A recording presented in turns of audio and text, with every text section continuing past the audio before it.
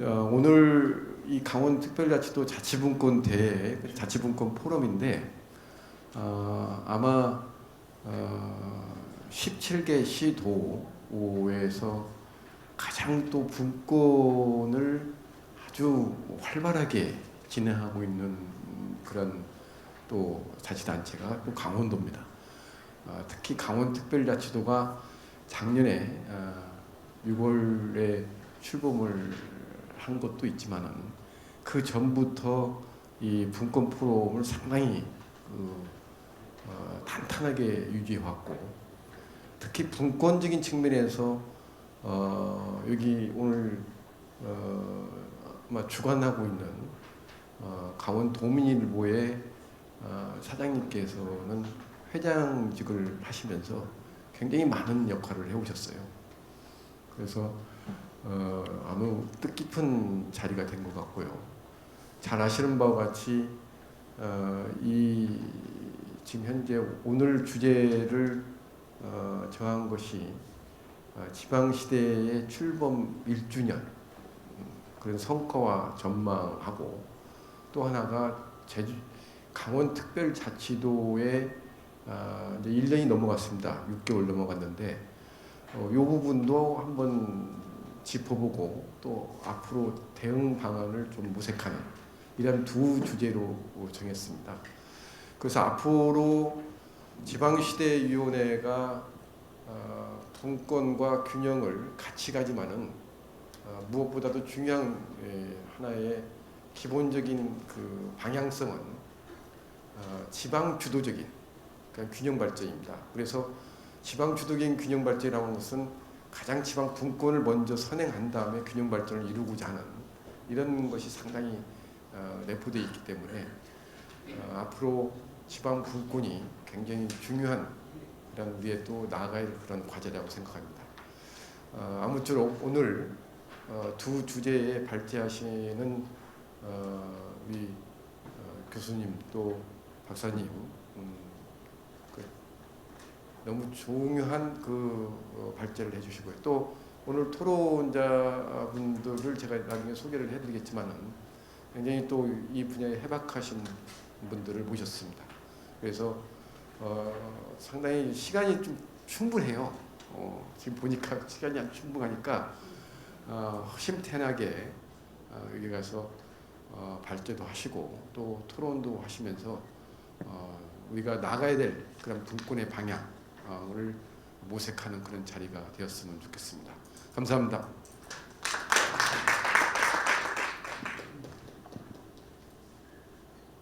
바로 시작할까요? 바로 올라오시죠. 네. 토론자분들은 앉아 계시고 발제하신 먼저 하시고요. 제가 지금 시간 관계에서 발제는 20분 정도를 드리겠습니다. 그다음에 나중에 토론자분들은 10분 정도 이렇게 하면 시간이 한 번 돌고 시간이 나중에 토론할 시간이 많이 주어지거든요. 근데 그렇게 진행하겠습니다.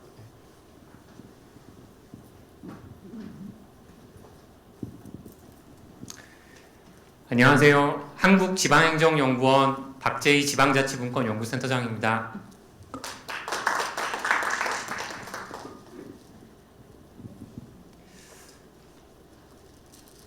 제가 어제 여기 왔는데요. 이렇게 풍경도 좋고 아름답고 또 지방시대 엑스포와 함께 강원자치분권 포럼 이 귀중한 자리에 발제를 맡게 되고 초청해 주셔서 너무 감사드립니다.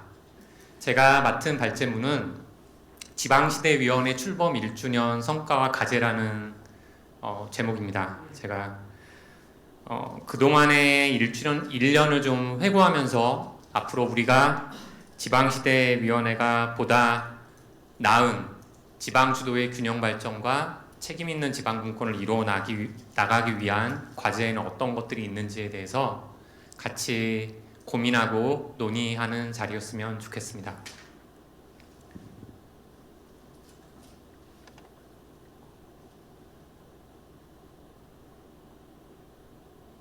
출범 1주년의 성과에 대해서 이제 논의를 한번 해볼 텐데요.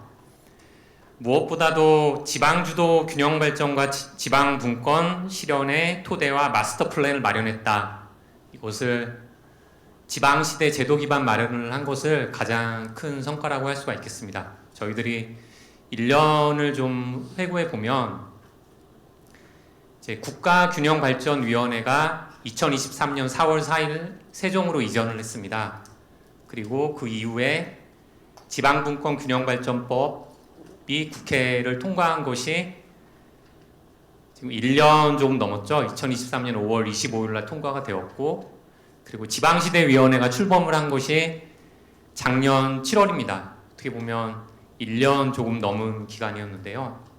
그리고 나서 지방시대 종합계획을 수립 심의 의결하였고, 그리고 금년 4월에 2024년 지방시대 시행계획을 의결하였습니다. 그리고 핵심적인 지방시대위원회의 정책 과제라고 할 수 있는 기회발전특구가 지정되고 교육발전특구 시범지역 1차 지정, 2차 지정이 됐는데, 제가 어제 뉴스를 보니까 아마 중앙지방협력회의에서 기회발전특구를 추가적으로 지정을 하고, 또 여기 강원특별자치도의 시군들도 기회발전특구로 지정이 된 것 같습니다. 그래서 2차 지정까지, 그러니까 어제죠. 11월 6일 2차 지정이 이루어졌습니다. 그러한 것들을 우리가 이제 1년을 회고해 보면서 생각해 볼 수가 있겠는데요. 그 하나하나 포인트마다 어떤 것들을 우리가 성과로서 생각할 수가 있고, 보다 나은 지방주도 균형 발전을 이루기 위한 과제가 어떤 것들이 있는지에 대해서 좀 살펴보도록 하겠습니다.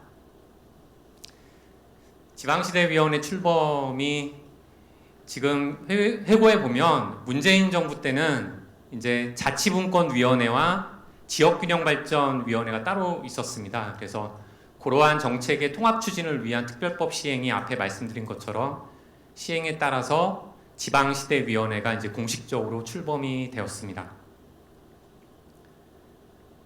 이 지방시대위원회의 설치는 이제 대통령 직속 위원회를 통합한 것이고, 지방분권과 균형발전이 별도로 추진되는 것이 아니라 이러한 계획과 과제 시책을 효율적으로 연계하고 지방시대 종합계획을 수립하고 지방시대 국정과제 및 지역정책 과제 이행 지원을 총괄하는 그 컨트롤 타워의 역할을 한다고 볼 수 있겠습니다. 그리고 지방정부 주도성 강화라고 할 수가 있겠는데요. 지금 지방시대위원회에는 지방시대위 당연직 위원으로 지방 4대 협의체장을 모두 포함하고 있고, 또 시도 및 시군구에도 지방시대위를 설치할 수 있다고 규정되어 있습니다. 또한 어제 그 중앙지방협력회의가 열린 것처럼 중앙지방협력회의를 통해서 지방시대 정책을 점검하고 또 이 지방시대 정책에 대해 보고를 받도록 해서 지방에서도 이 정책 추진 상황을 확인할 수 있도록 하였습니다. 그리고 시도 지방시대위원회를 통해서 지자체의 균형발전 시책과 지방분권 과제에 대한 심의 및 협의 조정을 수행할 수 있도록 하였습니다. 17개 시도가 2023년 9월부터 11월간에 약 20명 내외의 위원으로 시도지방시대위원회 구성을 완료하였고요. 그리고 시도지방시대위원회는 이 위원회를 본격 가동하고 일부 지역에서는 분과위원회도 구성을 하였습니다. 그동안의 지방시대위원회 이제 활동을 보면 이제 여러 가지 이제 활동들을 많이 하셨는데요. 제가 이제 앞에 말씀드린 것처럼 지방시대 종합계획에 대한 의결을 하였고, 또 지방시대 시행계획 수립지침에 대해서 의결을 하였습니다. 그리고 혁신도시 종합발전계획이나 지역균형발전 사업평가계획, 그리고 인구감소 지역 대응 기본계획 등에 관해서도 의결을 하였습니다. 그리고 각 시도마다 지방시대위원회의 그 핵심적인 주요 실적에 대한 내용인데요. 그 여러 가지 각 시도의 지방시대 계획을 심의 의결하고 또 모니터링하거나 또 기회발전특구를 지정하거나 포괄보조 자체사업 평가 및 컨설팅을 하거나 또 교육발전특구 심의 및 자문 등의 활동을 하였습니다.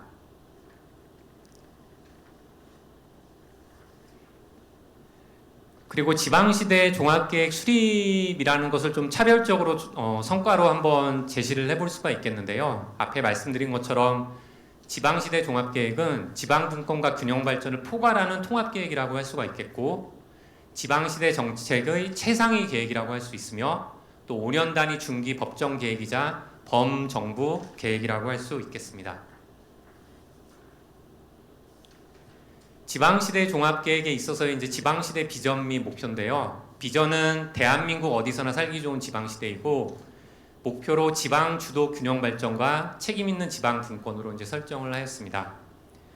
지방시대 5대 전략은 자율성 키우는 과감한 지방 분권, 일자리 늘리는 창조적 혁신 성장, 삶의 질을 높이는 맞춤형 생활복지, 개성을 살리는 주도적 특화 발전, 인재를 기르는 담대한 교육 개혁으로 이제 구성이 되었습니다. 사실 요 지방시대 종합계획의 비전과 목표를 설정을 할 때 저희가 2023년부터 그 지방시대위원회 2024년까지 해서 여러 가지 이제 회의를 했었는데요. 사실 그 개인적으로는 이제 사실 지방 주도의 균형 발전을 이루기 위해서는 5가지 핵심 과제가 이렇게 하나의 다이아몬드 형태로 또 우리가 제안을 할 수가 있겠지만, 또 자율성 키우는 과감한 지방 분권의 기반 위에서 각각의 핵심 이 전략들이 추진되고 성과를 이뤄낼 수 있다는 측면에서는 이 지방 분권을 하나의 제도적인 기반으로 우리가 좀 밑으로 그림을 좀 만들었으면 하는 바람도 사실은 좀 있었습니다. 근데 이제 이렇게 핵심 5가지 내용이 정리가 되었고요. 4+10 중점 이행 과제는 이제 매년 지방시대위원회에서 시행 계획을 이제 추진을 하는데, 2024년 올해 지방시대위원회 중점 이행 과제로서 이제 마련이 된 것이고요. 보시는 것처럼 4개의 특구, 기회발전 특구, 교육발전 특구, 도심융합 특구, 그리고 문화 특구를 하나의 4대 중점 이행 과제로 지금 하고 있으며, 인구 감소 지역 부활 3종 프로젝트, 지역 특성에 맞는 권한 이양, 초강력권 활성화, 현장 규제 해소, 디지털 재창조, 지방 재정의 건전성, 안전성 강화, 자치 역량 제고, 매력 있는 농어촌 조성, 첨단 전력 산업 중심의 지방 경제의 사업들을 하나 이행 과제로서 우리들이 제안을 하고 있습니다.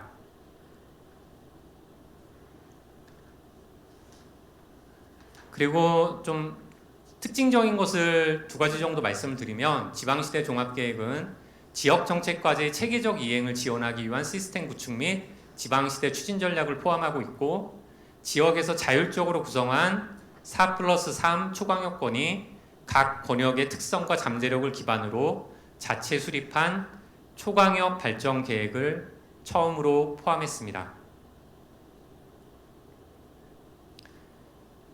지방시대 종합계획은 잘 아시는 것처럼 3가지 계획으로 이제 구성이 되어 있습니다. 시도 지방시대 계획, 중앙정부 부문별 계획, 초강력권 발전 계획으로 구성이 되어 있고, 시도 지방시대 계획은 17개 시도가 설정한 비전 및 목표에 부합하는 5대 전략별 역점 과제와 공간 발전 구상을 제시하고 사후 평가의 근거가 될 성과지표로 구성이 되어 있으며, 중앙정부 부문별 계획은 5대 전략 및 22개 핵심 과제, 그리고 68개 실천 과제에 대한 계획을 중심으로 17개 부처청이 소관 분야에 대해 작성 제출하도록 되어 있습니다.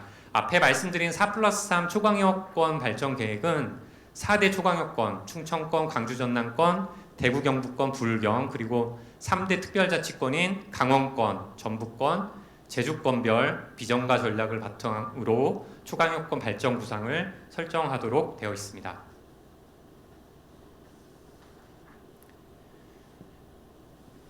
또 다른 이제 성과로 기회발전 특구 지정을 이제 제시를 해볼 수가 있겠습니다. 이제 어제 추가적으로 2차 지정이 된 것까지 해서 이제 약 한 70, 80조 가량의 투자를 이끌어낼 수 있는 특구 지정이라고 할 수 있겠는데요. 지금 기존에 저희들이 그 기회발전 특구의 개념을 좀 보면, 기회발전 특구는 지방정부가 비수도권 지역에 대규모 투자 유치를 주도할 수 있도록 권한과 책임, 자율성을 보장하고, 중앙정부는 세제 감면, 규제 특례, 재정 지원 등의 혜택을 지원하는 제도로 기업의 지방 이전 및 투자 촉진, 지역 특화형 산업을 육성하는 것을 하나의 개념으로 하고 있습니다. 그동안의 그 중앙계획형 하향식 기업 유치 정책은 그 지역사회나 지역경제, 지자체 및 지역공공기관 간의 연계가 부족했습니다. 지금의 기회발전특구는 지방정부가 직접 비교의 산업을 정해서 기업을 유치하고 계획을 수립하고 신청하는 상향식 특구라고 할 수가 있겠습니다. 별도의 업종 제한 없이 각 지역 여건에 맞게 기업 유치 활동을 하도록 하고, 또 교육발전 특구와의 연계를 통해서 기회발전 특구 투자기업의 안전적인 인력 공급도 가능하도록 하며, 중앙정부 지원을 바탕으로 지방정부가 자체적으로 인센티브를 마련하는 것이 기존의 중앙계획형 하향식 정책과의 차별성이라고 할 수 있겠습니다. 기회발전특구 지정의 하나의 사례로 볼 수 있는 것이 제주특별자치도 하나시스템 유치라고 할 수가 있겠는데요. 지방정부에서는 그 폐교된 탐나대학교 부지를 제공하고, 하나시스템은 이제 기업이 들어와서 투자를 하도록 하고, 이를 통해서 지방정부 주도로 지역의 일자리, 교육, 주거, 문화 사업의 연계를 가능하도록 했으며, 이를 통해 인프라 개선, 지역자원 제공, 각종 인허가 처리뿐만 아니라 지역기업 근로자들의 정주 여건 개선, 기업을 위한 지역인재 맞춤형 양성이 가능하도록 기대해 볼 수가 있겠습니다. 그리고 또 한 가지 우리가 주요하게 생각해 볼 수 있는 것이 교육발전특구입니다. 교육발전특구는 지방정부, 교육청, 대학, 지역 공공기관 등이 서로 협력해서 지역 발전의 큰 틀에서 지역교육 혁신과 지역인재 양성 및 정주를 종합적으로 지원하는 체제라 할 수가 있겠습니다. 지방시대 구현을 위한 지역교육 경쟁력 제고를 정책 방향으로 하고 있고요. 지역주도, 공교육 혁신, 유기적 연계, 지역 책무성을 핵심 전략으로 하며, 지역인재 생태계 조성, 공교육 경쟁력 제고, 지자체 지원 확대, 규제 합리화를 기본 방향으로 하고 있습니다. 수도권이 아닌 지역을 이제 지정 지역으로 하고 있고요. 다만 수도권 내 인구 감소 지역이나 접경 지역 지원 특별법 상에 따른 접경 지역은 선정이 가능하도록 하고 있습니다. 지방시대위원회에서 심의 의결을 하지만 이제 교육부에서 시범 지역을 지정을 하고, 시범 지역의 지자체와 교육청이 3년 동안 운영할 수 있도록 하는 것을 이제 지정 절차로 하고 있습니다. 충청남도 공주시의 교육발전특구 시범지역 지역 사례이고요. 그리고 강원특별자치도의 태백시 사례 교육발전특구 시범지역 지정 사례인데요. 이거는 자료를 참고하시면 될 것 같습니다. 앞으로의 과제에 대해서 저희들이 좀 한번 생각해 보도록 하겠습니다. 첫 번째는 지역 주도의 상향식 의사결정과 중앙지방 간 수평적 협력체계 활성화로 생각해 볼 수가 있겠습니다. 저희들이 지방 주도의 균형 발전을 하기 위해서는 이 지역 주도의 상향식 의사결정이 중요하다고 하겠는데요.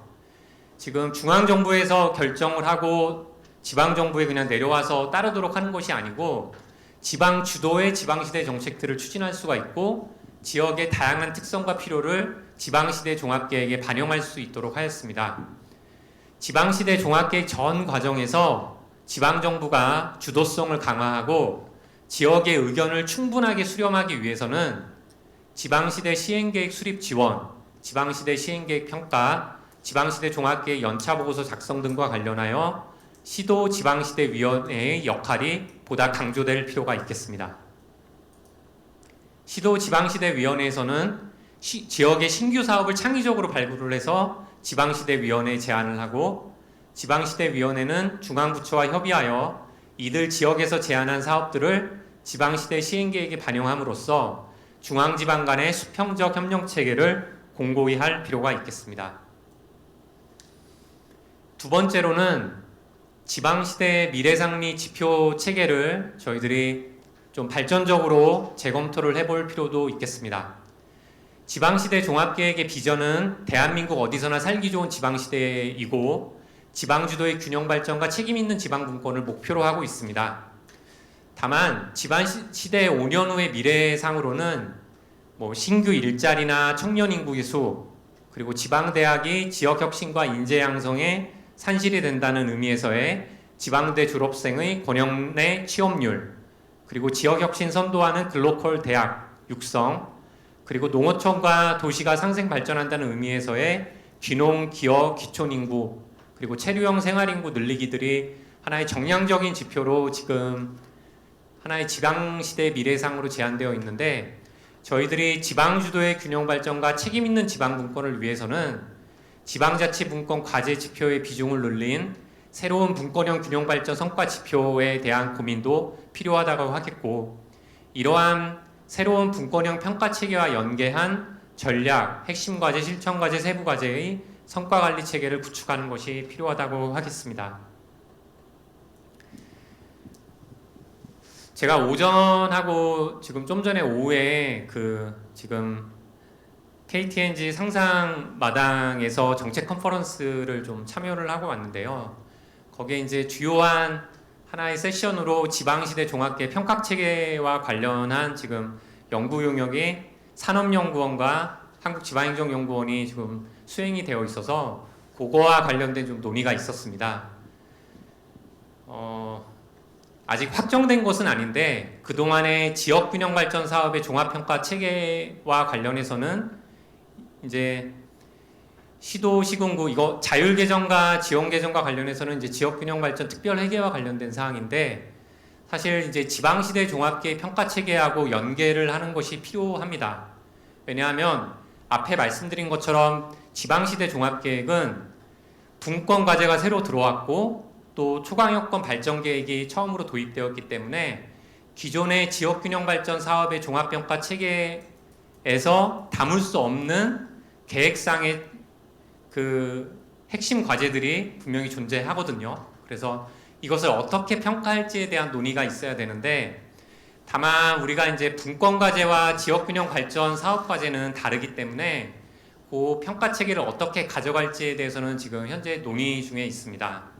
다만 이제 지금 나온 아이디어로서는 지역균형 발전 사업 종합평가는 지금까지 했던 것대로 그동안 해왔던 대로 그대로 가져가고, 다만 지방시대 시행계획 평가와 관련해서는 저희들이 지방시대 시행계획 수리 지침을 지금 이제 금년에 확정하고 내년에 2025년 시행계획 수립을 하고, 또 이제 2024년 시행계획에 대한 평가를 하고 2025년에는 2024년 성과에 대해서 이제 연차 보고서 작성을 하고 하는 이제 사이클로 이제 돌아가게 되는데, 이 시행계획 평가와 관련해서는 저희들이 차년도 시행계획 수립을 세울 때 우리가 보완적으로 우리가 요러요러한 것이 성과였고 요러요러한 것이 과제였다는 점에서 이렇게 담는 것을 하나의 안으로 제시를 하더라고요. 그래서 요거를 하나의 지금 지역균형발전 사업의 하나의 돈과 연계해서는 시행계획 평가를 하지 않는 것으로 하나의 아이디어로 제시된 것을 제가 오전 세션에서 들을 수 있었습니다. 다만 앞으로 지방자치분권 과제하고 초강력 발전 계획을 어떻게 평가할 것인지에 대해서는 이 구체적인 방법과 절차에 대해서 계속적인 논의가 필요하다고 하겠습니다. 지방시대 종합계획의 실행력 과제도 하나의 과제로서 생각해 볼 수가 있겠습니다. 지방시대 시행계획을 위한 2024년도 재정 투입액은 약 42조 원입니다. 시도별 지역정책과제와 문화감각 교통분류 인프라과제를 포함하고 있는 전략 4, 그리고 생활복지에 해당하는 전략 5에 많은 예산을 투입하고 있습니다. 지방시대 종합계획의 실제 효과성을 담보하기 위해서는 지방시대 종합계획의 전략과 타 법정계획인 국가재정운용계획, 국토계획, 저출산 고령사회 기본계획, 국가탄소중립, 녹색성장 기본계획 등과의 지역발전 전략이 보다 유기적으로 연계될 필요가 있겠습니다.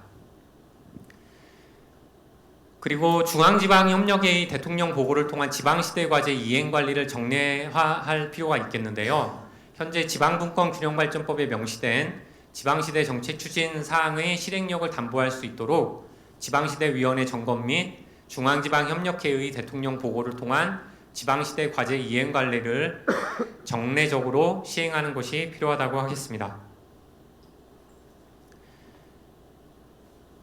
그리고 지역 균형 발전 거버넌스 활성화를 하는 것도 이제 하나의 과제로 제안해 볼 수가 있겠는데요.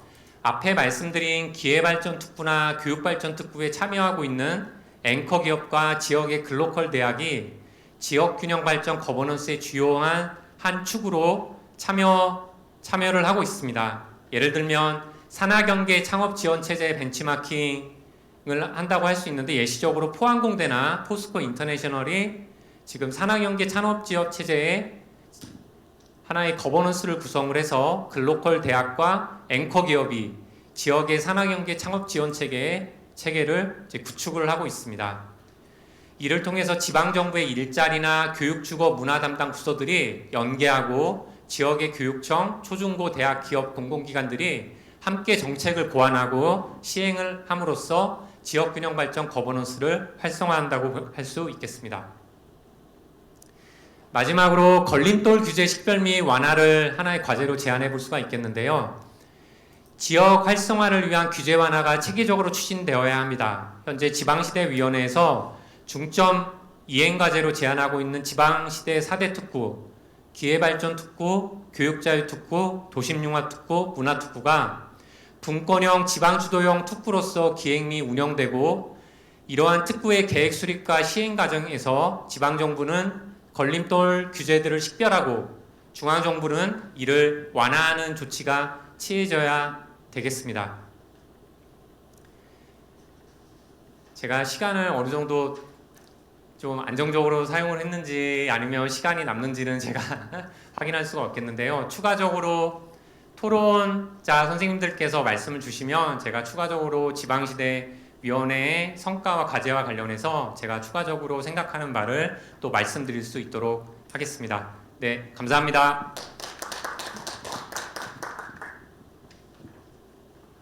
이어서 여기 회장님 발표하고 토론하시는 게 낫죠?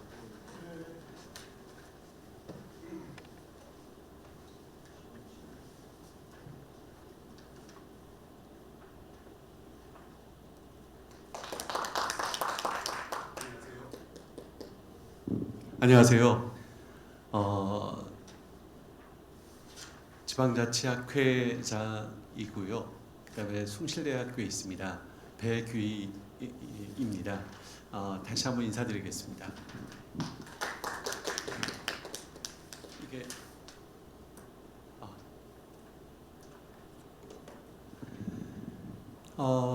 지금 앞에서 우리 박재희 박사님이 발표해 주신 내용은 지방시대위원회 출범 1주년 성과의 과제이고요. 제가 할 거는 국가균형발전 전략과 이러한 지방시대위원회 1주년의 큰 과제가 있습니다. 그래서 그러한 국가균형발전 전략 하에서 강원특별자치도의 대응 과제입니다.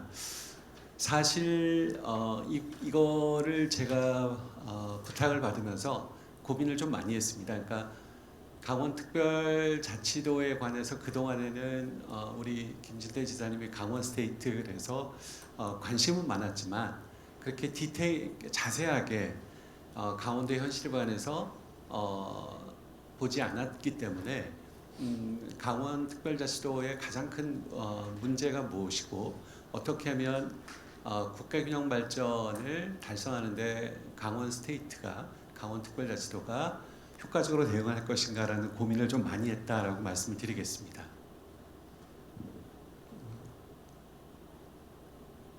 이걸로 누르나요? 이게 예.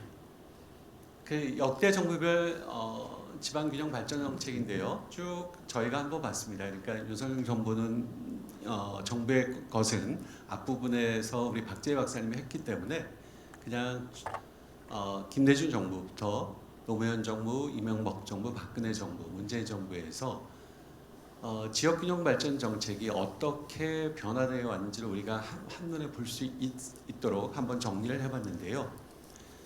보시면 알겠지만 기본적으로 김대중 정부의 주요 전략을 보면 지역 전략 산업 육성이고요.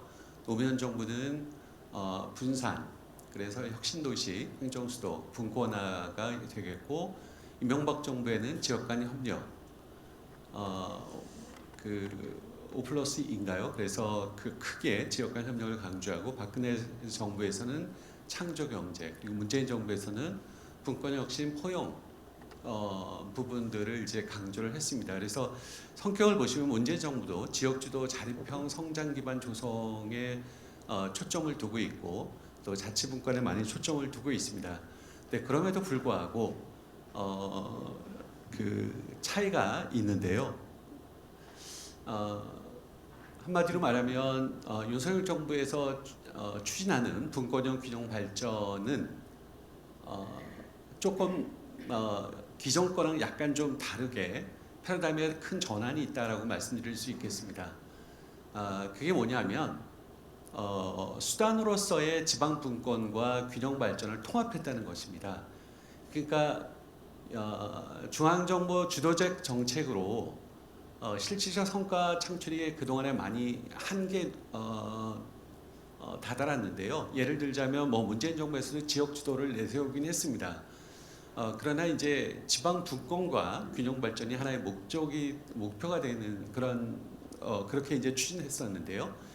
근데 좀 보면 지역이 처한 상황이 다른데 비해서 정책은 중앙 정부에서 주도했고 지방 정부의 여건과 역량을 고려하지 못하는 부분이 있었고 결과적으로 사실 그렇게 지방 분권과 균형 발전을 동시에 추구했지만 수도권과 비수도권의 격차가 발생을 하고 그래서 일극화, 수도권 집중 현상이 더 가속화되는 그런 현상을 보이게 됐습니다.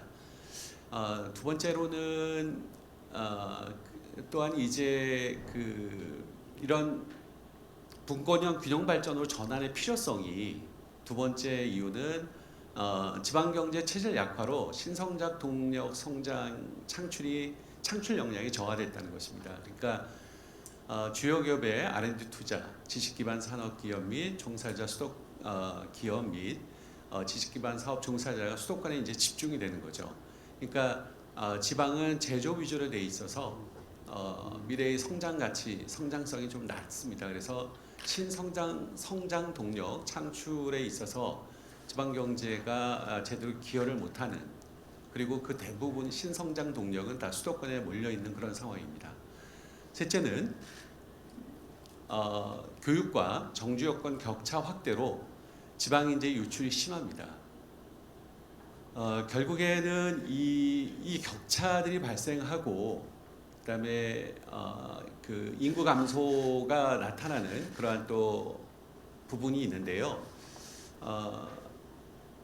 사실 이렇게 격차가 발생하면서 그나마 이제 그 지방 인재가 계속 그 지역에 남아서 어떤 그 지방 발전의 동력이 되어야 되는데 사실은 일자리를 찾기 위해서 지방 인재들이 대학 졸업함과 동시에 다 서울로 몰리는, 그러니까 수도권으로 몰리는 그런 현상들이 생겨나게 되는 거죠. 그래서 지금 이런 형태로 지방 인재 유출이 심합니다. 그래서 왜냐하면 일자리가 수도권의 중심으로 몰려 있기 때문에 일자리를 찾아서 그나마 인구가 감소되고 있는 상황에서 또 젊은 사람들은 수도권으로 몰리는 거죠. 그래서 이중적으로 어려움에 처해 있는 그런 상황입니다.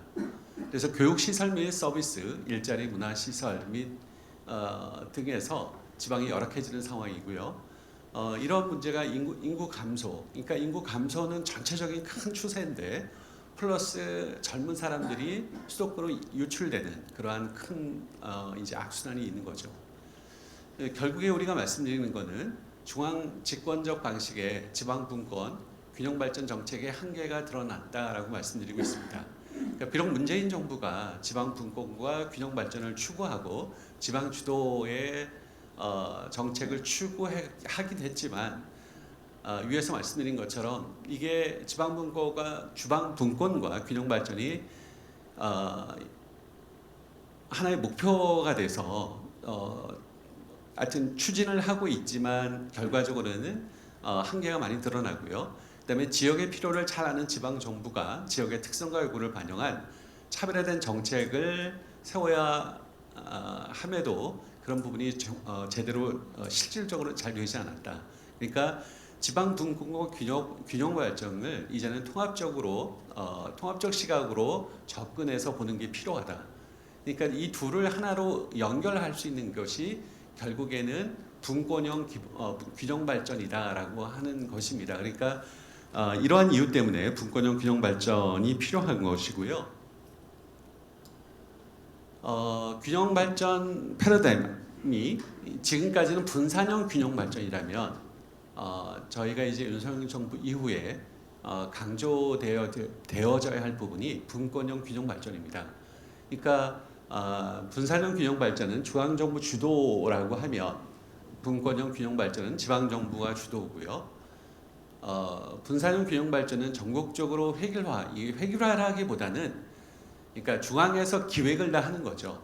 중앙에서 기획을 다 하다 보니까 사실 지역에서 꼭 필요한 지역 맞춤형 정책이 부족하다. 그래서 이제 지역 맞춤형 정책, 부처별 분산적 개별적 접근에서 주체간 통합적 거버넌스이고요.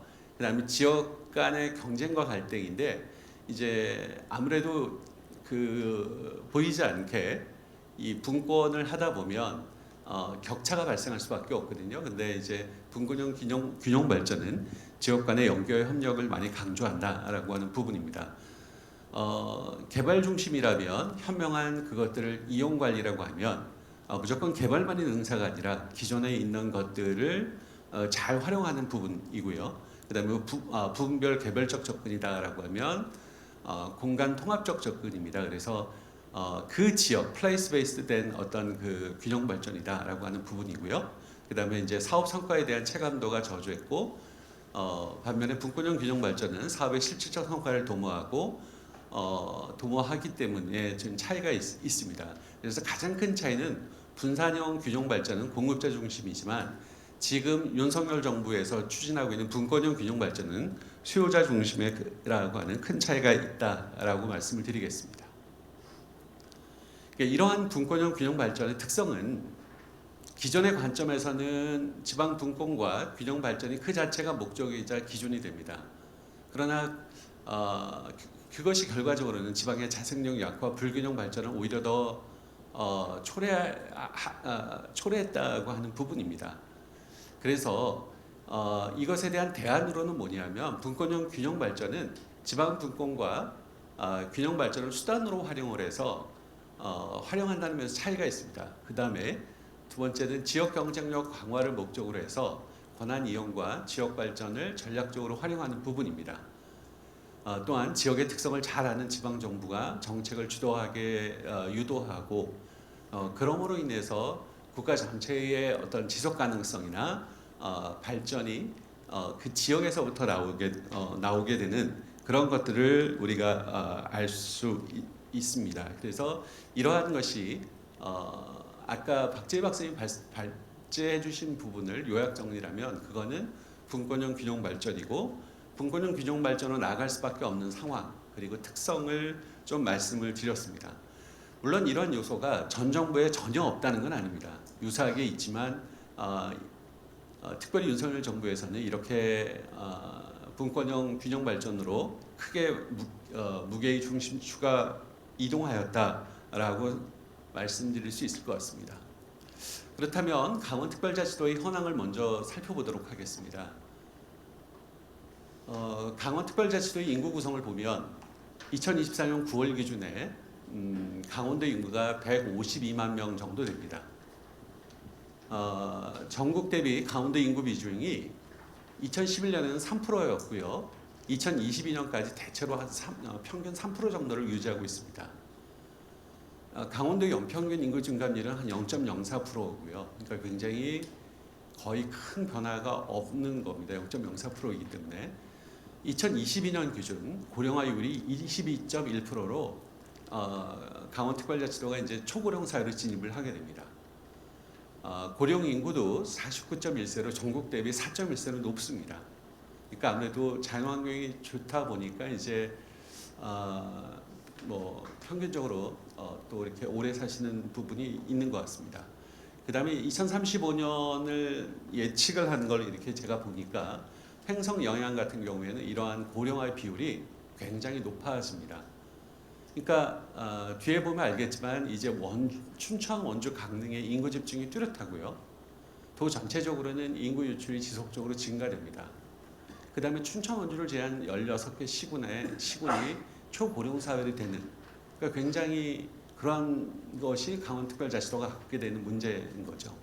근데 거기다가 그나마 젊은 사람들이 춘천, 원주 중심으로 대학 중심으로 있게 되는데 또 이 젊은 인구들이 일자리를 찾아서 더 좋은 일자리를 찾아서 수도권으로 이제 또 이동하게 되는 그러한 상황에 놓이게 된다라고 하는 그런 부분입니다. 이게 제가 2020년 강원의 그 인구 감소, 인구 소멸 위험 지역을 나타낸 건데요. 이 표에는 사실 여기 보시면 원래는 강릉인데 여기는 지금 나와 있는 거는 속초로 지금 나와 있는데 제가 이거 그림을 좀 그리기 어려워서 이 자료를 그냥 가져왔습니다. 그걸 보면 춘천, 원주, 그 강릉인데요.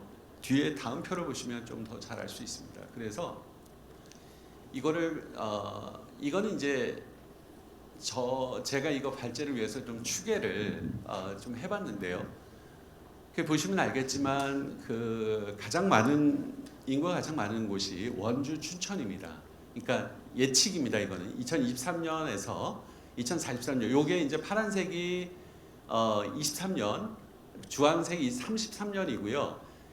이게 지금 하얀색인데 보이시나요? 요 하얀색이 이렇게 보이는데 요 색깔을 제가 있을 때는 다른 색으로 바꿨는데 이거 그림을 그려서 이제 가지고 PPT에다 옮기다 보니까 색깔이 안 변하더라고요. 어쨌든 그래서 그냥 할 수 없이 시간이 없어서 그냥 뒀는데 여기 보시면 잘 보시면 여기 하얀색이 보일 겁니다. 그래서 물론 추계를 보면 현재는 23년에는 원주 같은 경우가 제일 높지만 근데 2043년에 보면 2043년 보면 춘천이 더 인구가 많아지는 것을 볼 수가 있습니다. 그러니까 원주 같은 경우 오히려 더 많이 줄어들고 춘천은 반면에 예측을 저희가 한 거 보면 10년 단위로 보면 오히려 인구가 춘천은 좀 느는 것으로 나타납니다. 그러나 이제 강릉 같은 경우를 보면 별로 큰 차이가 없고 역시 43년에는 많이 줄어드는 거죠. 그러니까 전체적으로 보면 이렇게 인구 구성비가 이렇게 되고 크게 돼 있는 원주, 춘천, 강릉인데 이 대부분의 경우에는 고령화율이 굉장히 높다라고 하는 겁니다. 이제 이 부분이 제가 보기에는 큰 문제고 또한 원주, 춘천으로 원주, 춘천에 있는 그 인구 중에서 젊은 인구들이 또 수도권으로 유출되는 아까도 말씀드렸지만 더 좋은 양질의 일자리를 찾아서 떠날 수밖에 없는 그런 상황이 강원도가 가지고 있는 강원도 앞에 놓여 있는 바로 현실이 아니겠나 이런 생각을 해봅니다. 그래서 2033년의 인구 추계를 저희가 이렇게 쭉 보였는데 이것도 이 범례 표시가 원래는 다 있는데 범례 표시가 조금 없는데요. 이걸 보시면 파란색이 여기서 보시면 파란색이 그래도 이 색깔이 이렇게 좀 진하게 나와 있는 이 지금 그러니까 주황색이죠. 주황색으로 나와 있는 거는 고령화가 굉장히 높은 곳이고요. 파란색이 있는 거는 그나마 고령화가 상대적으로 작게 나타나는. 그러니까 이제 춘천이 그래도 제일 그렇고요. 그다음에 원주, 강릉. 그래도 요 세 가지 43년에 보면 고령화를 같이 보는 겁니다. 같이 보면 그렇게 나타나고요. 그 범례를 보면 제가 했는데 아마 범례가 여기도 표시가 안 됐네요. 죄송합니다. 이게 분명히 가지고 오기 전에는 범례가 그 옆에 이게 예를 들자면 요 옆에 범례가 있어서 색깔이 몇 명부터 몇 명 이렇게 있는데 어쨌든 파란 색깔이 이렇게 좀 붉은색으로 많이 나타날수록 고령화율이 굉장히 높게 가는 거고 이제 횡성이나 평창도 따라서 이제 고령화율이 높게 나타나는 그런 부분이라고 보시면 될 것 같습니다. 그러니까 강원도에서 인구가 빠져나가는 것도 중요한 문제지만 더 큰 문제 중에 하나는 고령화율이 굉장히 높게 나타난다라고 하는 부분이고 춘천, 원주 부분에서 젊은 인구들이 그나마 좀 있는데 양질의 일자리를 찾아서 많이 좀 떠나는 그러한 현상이라고 하는 것이고요.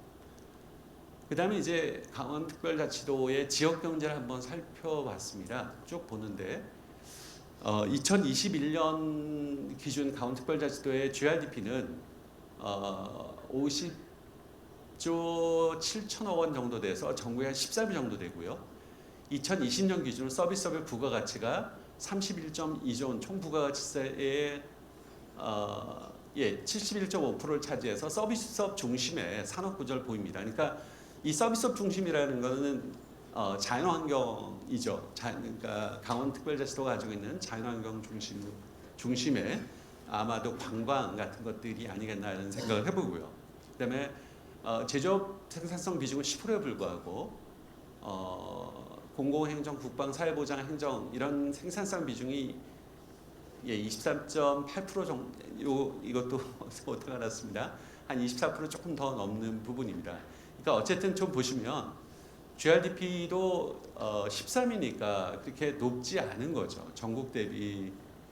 그래서 비중을 보시면 전국 대비 비중을 보면 아까 인구도 거의 3% 정도였는데 전국 대비 GRDP 비중도 보면 전체 비중에서 쭉 보시면 한 2.4에서 2.5 정도의 편차를 가지고 쭉 움직이고 있죠. 그러니까 크게 높아지지도 않고 크게 낮아지지도 않는데 그것이 지금 지역 경제의 강원특별자치도가 가지고 있는 현황이다라고 말씀드릴 수 있을 것 같습니다. 산업별 부가가치비 비중을 보면 여기도 보시면 알겠지만 산업 비중을 이게 이제 퍼센테이지인데요. 제일 높은 거 보면 서비스업이 제일 높습니다. 그러니까 당연히 관광 때문에 그런 것 같습니다. 그다음에 이제 농림업, 그다음에 광업 제조업이 29.2% 정도고요. 전기, 가스, 수도 이게 되고 건설업이 5.9 정도죠. 그러니까 부가가치를 보면 이게 이제 산업 비중인데 부가가치가 서비스업에 이것으로 인한 산업 비중에서 서비스의 산업이 부가가치가 보면 한 71.5%가 되죠. 굉장히 높습니다. 그리고 광업 제조업이 12.4%고요. 그래서 우리가 이 서비스업이 높다는 것을 왜 그런지 잘 생각을 좀 해보시고 쭉 따라오시면 좋을 것 같습니다. 그래서 전국 강원도 사업체 종사자 수인데 이거는 아까랑 비슷합니다. 그러니까 결국에는 그러면 어떤 부분이 가장 높냐라고 보면 어떤 부분에서 그러면 일하는 분이 많나, 그러니까 강원도의 도민이 일을 하냐라고 하면 제조업은 뭐 이렇게 되고요. 그 숙박 및 음식업 같은 경우에는 전체 종사자의 93%니까 꽤 높게 나타납니다. 그래서 퍼센테이지가 아니라 이거는 93만 명 퍼센테이지는 아니네요. 죄송합니다. 그래서 93만 명이고 결과적으로는 비중도 높지만 결국에는 뭐 숙박 및 음식점업이 굉장히 많다라고 하는 부분입니다. 지역혁신 성장 아까도 말씀드렸지만 지역혁신 성장 역량의 공간적 분포를 한번 봤습니다. 그래서 이 표를 다른 분이 이제 연구했던 표를 이거는 제가 만든 건 아니고 가져왔는데요. 여기 보시면 이쪽이 이제 수도권이고 고역신 시간을 좀 빨리 가겠습니다. 이제 고역신 산업이고요. 고역신 고신산업. 그러니까 이쪽이 이제 서울, 경기, 인천 이렇게 대전이고요. 이런 부분이 있고 나머지는 뭐 비수도권 중심이 예를 들면 이제 쭉 있는데요. 강원이 이쪽에 정도 위치를 하고 있습니다. 그러니까 뭐라 그럴까요? 좀 물론 부산도 여기 포함되어 있긴 한데요. 어쨌든 비수도권 중심이고 저 역신 저신산업이라고 하는 부분입니다. 그러니까 아까 제가 보여드린 것하고 많이 매치가 될 거라고 생각이 됩니다. 이것도 강원특별자치의 수업 분석을 제가 한 건 아니고요. 기존에 저희가 그래서 강원특별자치도 전략적으로 어떤 부분을 이런 상황에서 어떻게 그 전략적 방향성을 설정하는 게 좋으냐 한번 살펴봤습니다. 그래서 이걸 쭉 살펴보니까 이것이 굉장히 타당하다고 생각을 해서 가져왔는데요. 강점이 이제 청정 생태계에 뛰어난 자연환경이고요. 이것이 가장 큰 겁니다. 그러니까 이러한 자연환경을 토대로 서비스업이나 그 관광이 많이 이제 굉장히 발달한 부분이죠. 그다음에 이제 약점은 각종 규제로 인해서 한계가 있습니다. 그러니까 전략은 뭐 당연히 이렇게 각종 규제가 해서 개발의 한계니까 이 규제를 푸는 것이 전략적 방향이 되겠죠. 불완전한 산업 구조, 일자리 구조인데 이거를 신성장 동력 산업을 어떻게 만들 것이냐 이제 이 부분이 전략으로 나타날 것이고요. 그다음에 기회는 청정 환경에 대한 수요가 계속적으로 증가합니다. 그래서 사람이 삶의 질을 많이 하고 그다음에 요즘에 그 ESG 이런 것들을 하면서 특히 강원도가 가지고 있는 그 강점들이 많이 있죠. 그래서 이런 부분에 대한 수요가 증가하고 수도권과의 접근성이 굉장히 개선됨으로 인해서 이제 점차적으로 이런 부분들이 큰 기회가 될 것 같고요. 그다음에 전체적으로는 뭐 대외 인도가 굉장히 높아졌고, 근데 이제 위험 요인도 역시 중요합니다. 아까도 말씀드렸지만 인구가 계속 감소하고 있는 상황에서 지방 소멸 위기가 많이 대두가 됩니다. 특별 세 개의 도시 빼고는. 그리고 저성장 기조 지속이 되고 그러면서 이제 결국에는 양극화가 될 수밖에 없는 부분이 있고요. 또 계속적으로 우리가 가지고 있는 불안정한 남북 관계, 특히나 북한이 돌발적인 행동을 할 때 제일 먼저 어떤 타격을 받을 수 있는 부분이 강원도다라고 하는 부분입니다. 이거를 잘 보시면 아까 제가 말씀드렸던 강원도의 현황하고 수학 분석을 보시면 그 다음에 전략적 방향성은 아마 금방 생각을 하실 거라고 추측을 하실 거라고 생각합니다. 첫 번째는 이 부분을 가지고 굉장히 고민을 많이 했습니다. 그래서 전략을 어떻게 짤까? 수학 분석을 토대로 전략적 방향성을 도출했는데요. 일단 기본적으로 강원특별자치도의 특례 발굴입니다. 강원특별자치도의 대응 전략이 기본적으로는 차등적 분권입니다. 그러니까 모든 지역에 똑같은 분권을 주는 것이 아니라 강원 지역의 지역적 특성을 고려해서 사무특례나 재정특례, 조직특례를 잘 발굴해서 강원만이 가지고 있는 어떤 특성을 발전시킬 수 있도록 하는 특례 발굴이 제일 필요한 것 같습니다. 아까도 말씀드렸지만 인구 감소 또 고령화라는 지역적 특성을 극복하기 위한 특례 발굴 이를 통한 대응 전략이 요청이 되고요. 강원특별자치도의 경우에 인구 감소 지역이 많아서 특별히 행정체제 개편 시 기능을 적절하게 배분해서 강원특자도의 특례 인정 근거로 삼을 수 있을 것 같습니다. 그래서 행정체제 개편 시 강원특별자치도가 어떤 식으로 강원특별자치도의 특성에 맞는 이러한 행정체제 개편을 할지 앞으로 좀 고민을 많이 해봐야 되지 않을까라는 생각을 해봅니다. 그리고 강원특자도 같은 경우에는 기초사무와 광역사무 통합에 더해서 특례로 이관된 국가사무 및 도만 유일하게 광역사무를 가지고 있습니다. 그래서 이런 부분들을 좀 이 광역사무 예인데요. 이런 것들을 좀 고려해서 강원특별자치도가 전략적으로 가질 수 있는 특례를 제주도나 예를 들면 여러 가지를 좀 고려해서 잘 발굴할 필요가 있다는 게 첫 번째고요. 그래서 이건 아까 제가 말씀드린 것처럼 특자도의 경우에 특성이 춘천, 원주, 강릉을 제외한 지역에서 지역소멸 위험이 있고 이에 대한 적극적인 어떤 대응이 요청이 되고요.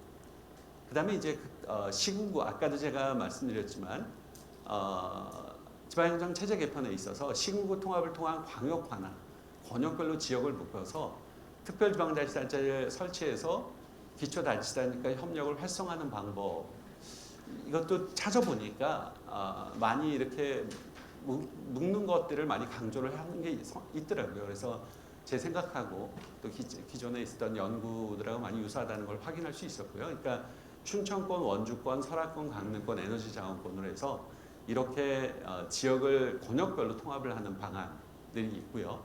시군구 맞춤형 특례제도 활성화하고 읍명동 소멸 지역에서는 지역 거점 및 생활권을 협력에 연계하는데 어쨌든 그 읍면동 소멸 지역 같은 경우에 어떤 식으로 그러니까 읍면동 같은 경우 소멸 지역 같은 경우는 최소한 행정 수요만 그 기능만 하게 하고 나머지 어떤 행정 수요나 이런 부분은 광역으로 다 옮기는 게 어떨까 이런 생각도 하고요. 이 부분은 나중에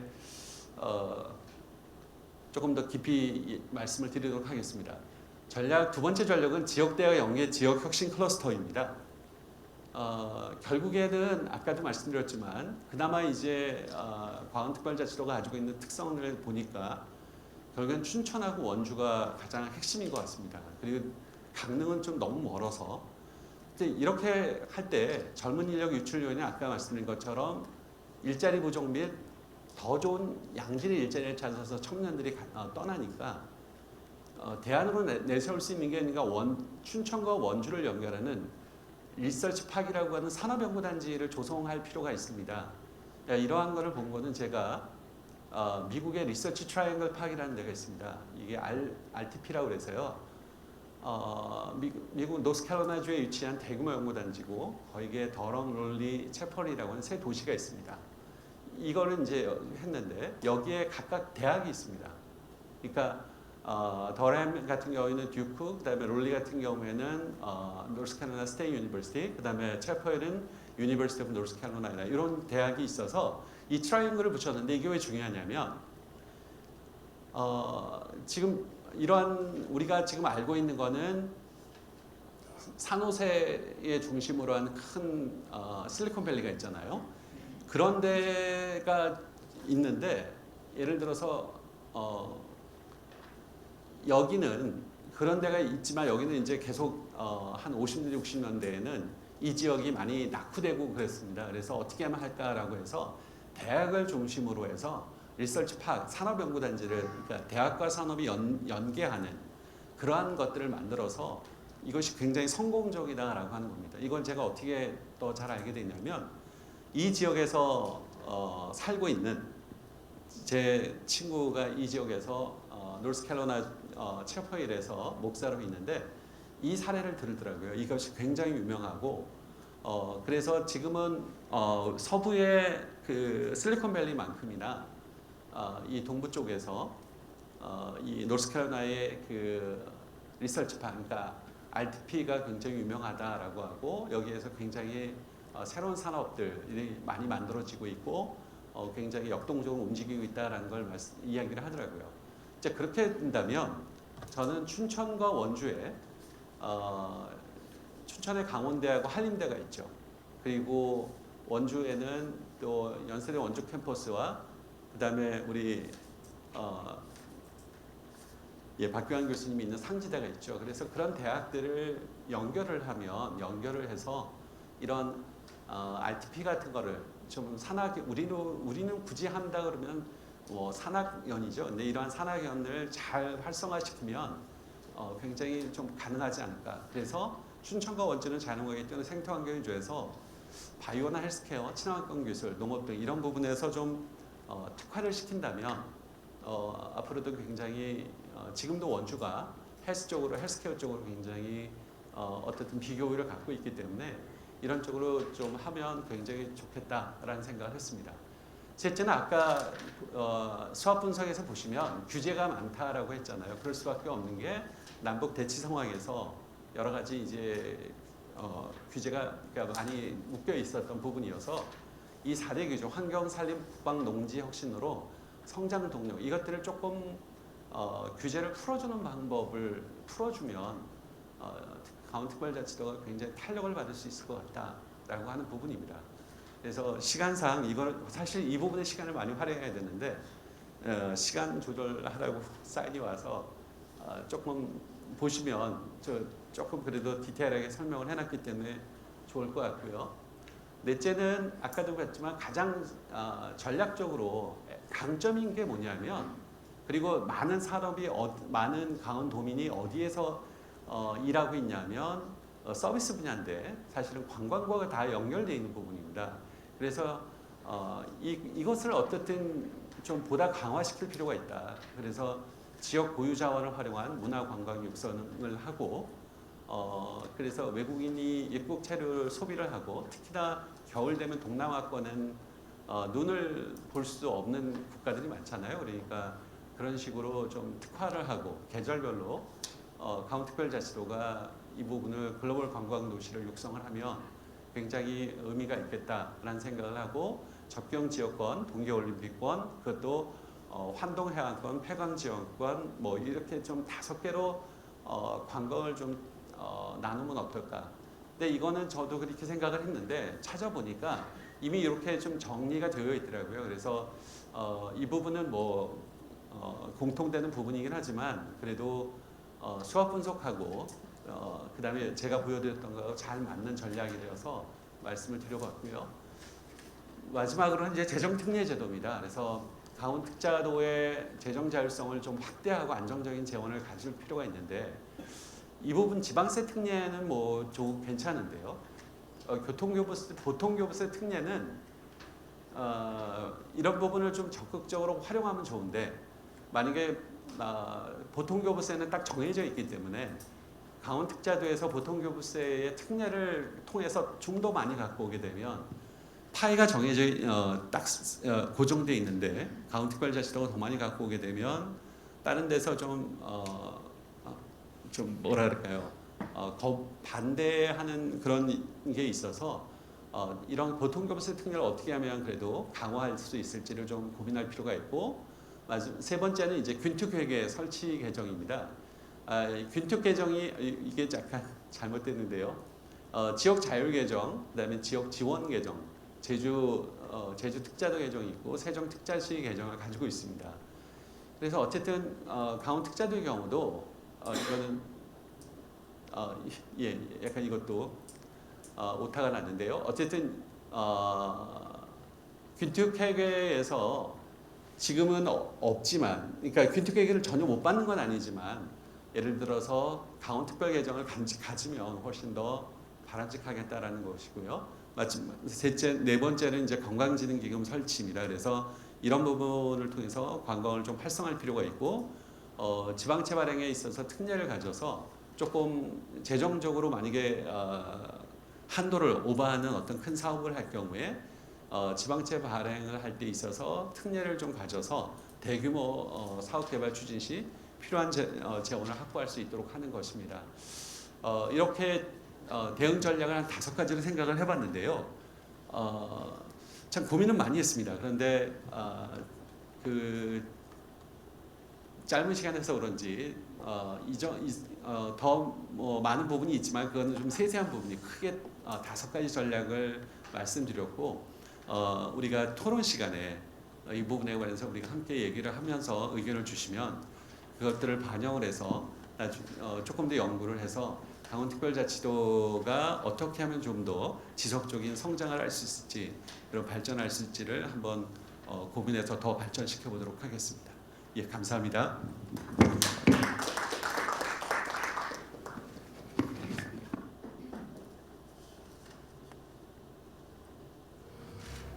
자, 시간이 됐기 때문에 시작을 하도록 하겠습니다.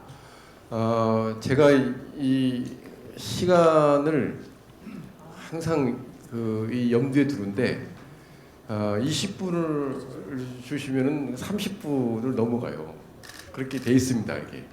그다음에 토론도 마찬가지예요. 그래서 제가 일부러 시간을 좀 여유 있게 하려고 했는데 시간이 좀 빠듯해졌습니다.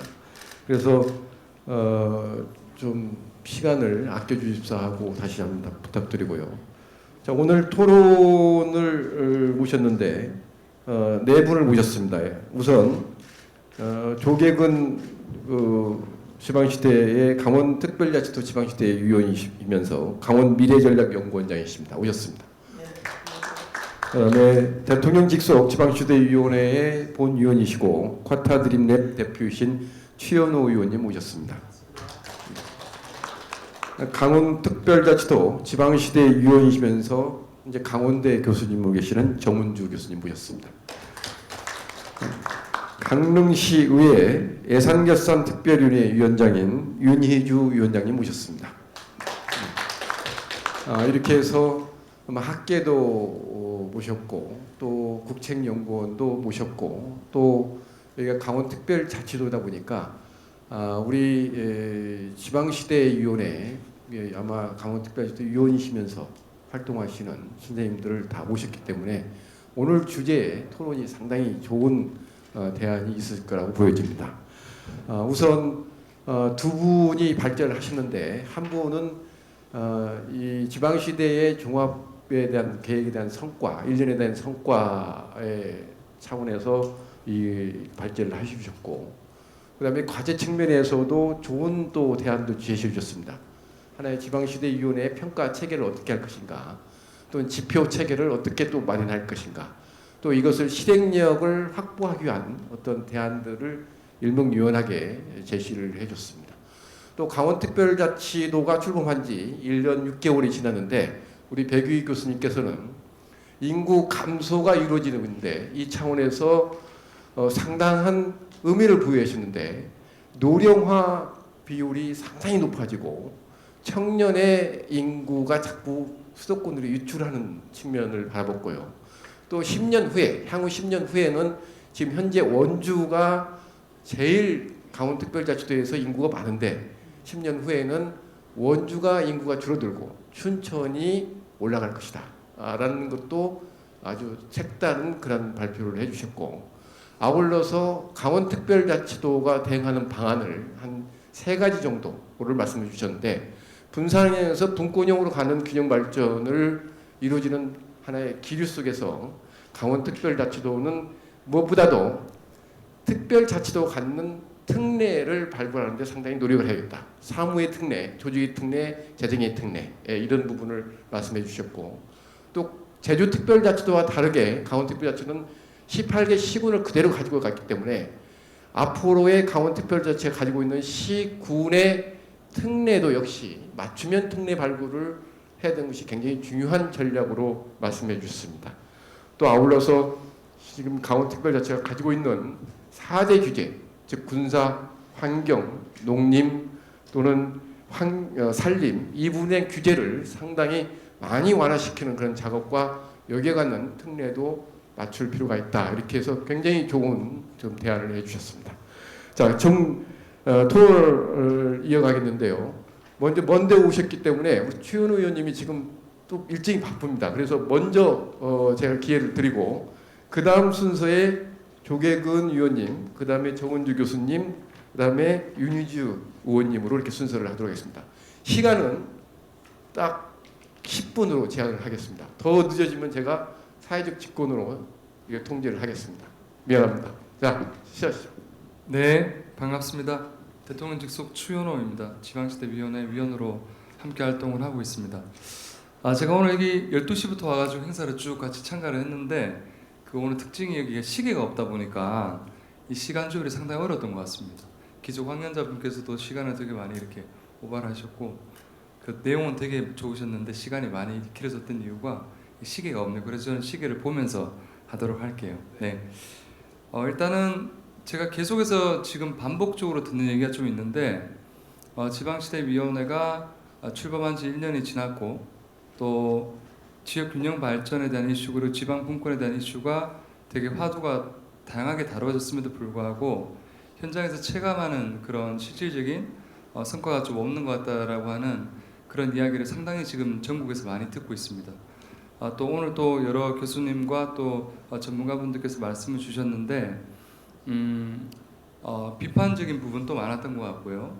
또 비평적인 부분도 많았던 것 같습니다. 그러면 저는 항상 머릿속에 드는 생각은 비판과 비평은 이제 어떤 솔루션을 우리가 제공을 해야 그 비판과 비평이 상당히 의미가 있을 텐데 비판과 비평의 그런 근거를 쭉 타고 들어가 보면 이때까지 지역균형 발전과 지방분권에 대한 비판과 비평은 반복적으로 이렇게 동일한 루틴을 땄던 것 같아요. 그러니까 지역의 목소리가 반영이 잘 안 되는 것 같다. 지역만의 특수성이 좀 중앙에서 제대로 전달이 안 돼서 지역에서 주도할 수 있는 아까 말씀하셨던 분권형 그런 지방 자치가 이루어지는 한계가 좀 있는 것 같다.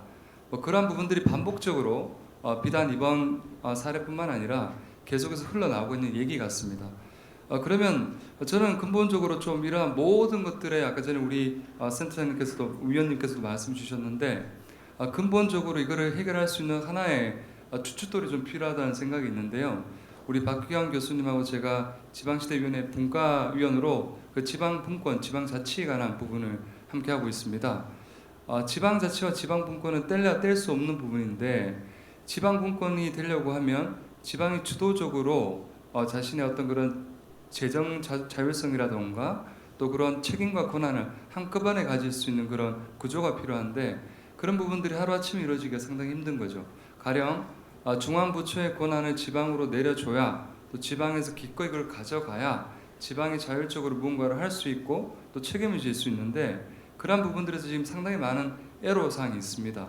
뭐 구체적으로 일일이 하나하나 다 말씀드리기 힘들지만 어떤 중앙부처의 어떤 권한을 지방으로 내려드리게 되면 중앙부처는 그 부서 자체가 사라지게 되는 또 위험도 있거든요. 단순히 이게 지방으로 어떤 권한을 이양한다고 하는 것이 이분법적인 사고로 우리가 접근할 수 있는 것이 아니라 상당히 다면적인 부분들을 스펙트럼적으로 살펴봐야 되기 때문에 하나의 권한을 이양하는데도 상당히 많은 시간과 또 토론과 수기가 필요합니다. 그러다 보니까 이게 시간적으로 상당히 오래 걸리는 작업이라는 생각이 들고 그러다 보니 저희가 처음에 지방시대위원회가 출범을 하고 상당히 많은 분들이 아주 빠른 속도로 무언가가 이루어질 것이라고 기대했던 부분들에 대해서 조금 이렇게 만족스럽지 못한 부분들이 있지 않았나 싶은 생각이 들고요.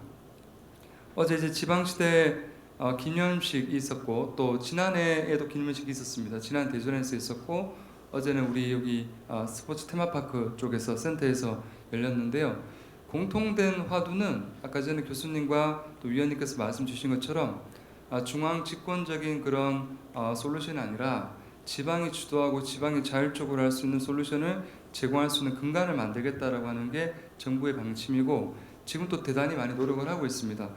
다만 오늘 저희 발제자분들뿐만 아니라 토론자분들도 상당히 많은 부분에서 구조적으로 지방시대위원회가 그러한 부분들을 드라이브를 강하게 걸고 집행을 하고 심의 의결을 하고 뭔가 구조적인 파워를 이렇게 행사하기가 좀 불합리한 그런 구조 속에 있고 어려움이 있다라고 말씀 주셨는데 많은 분들이 그런 말씀 주시는 것 같아요.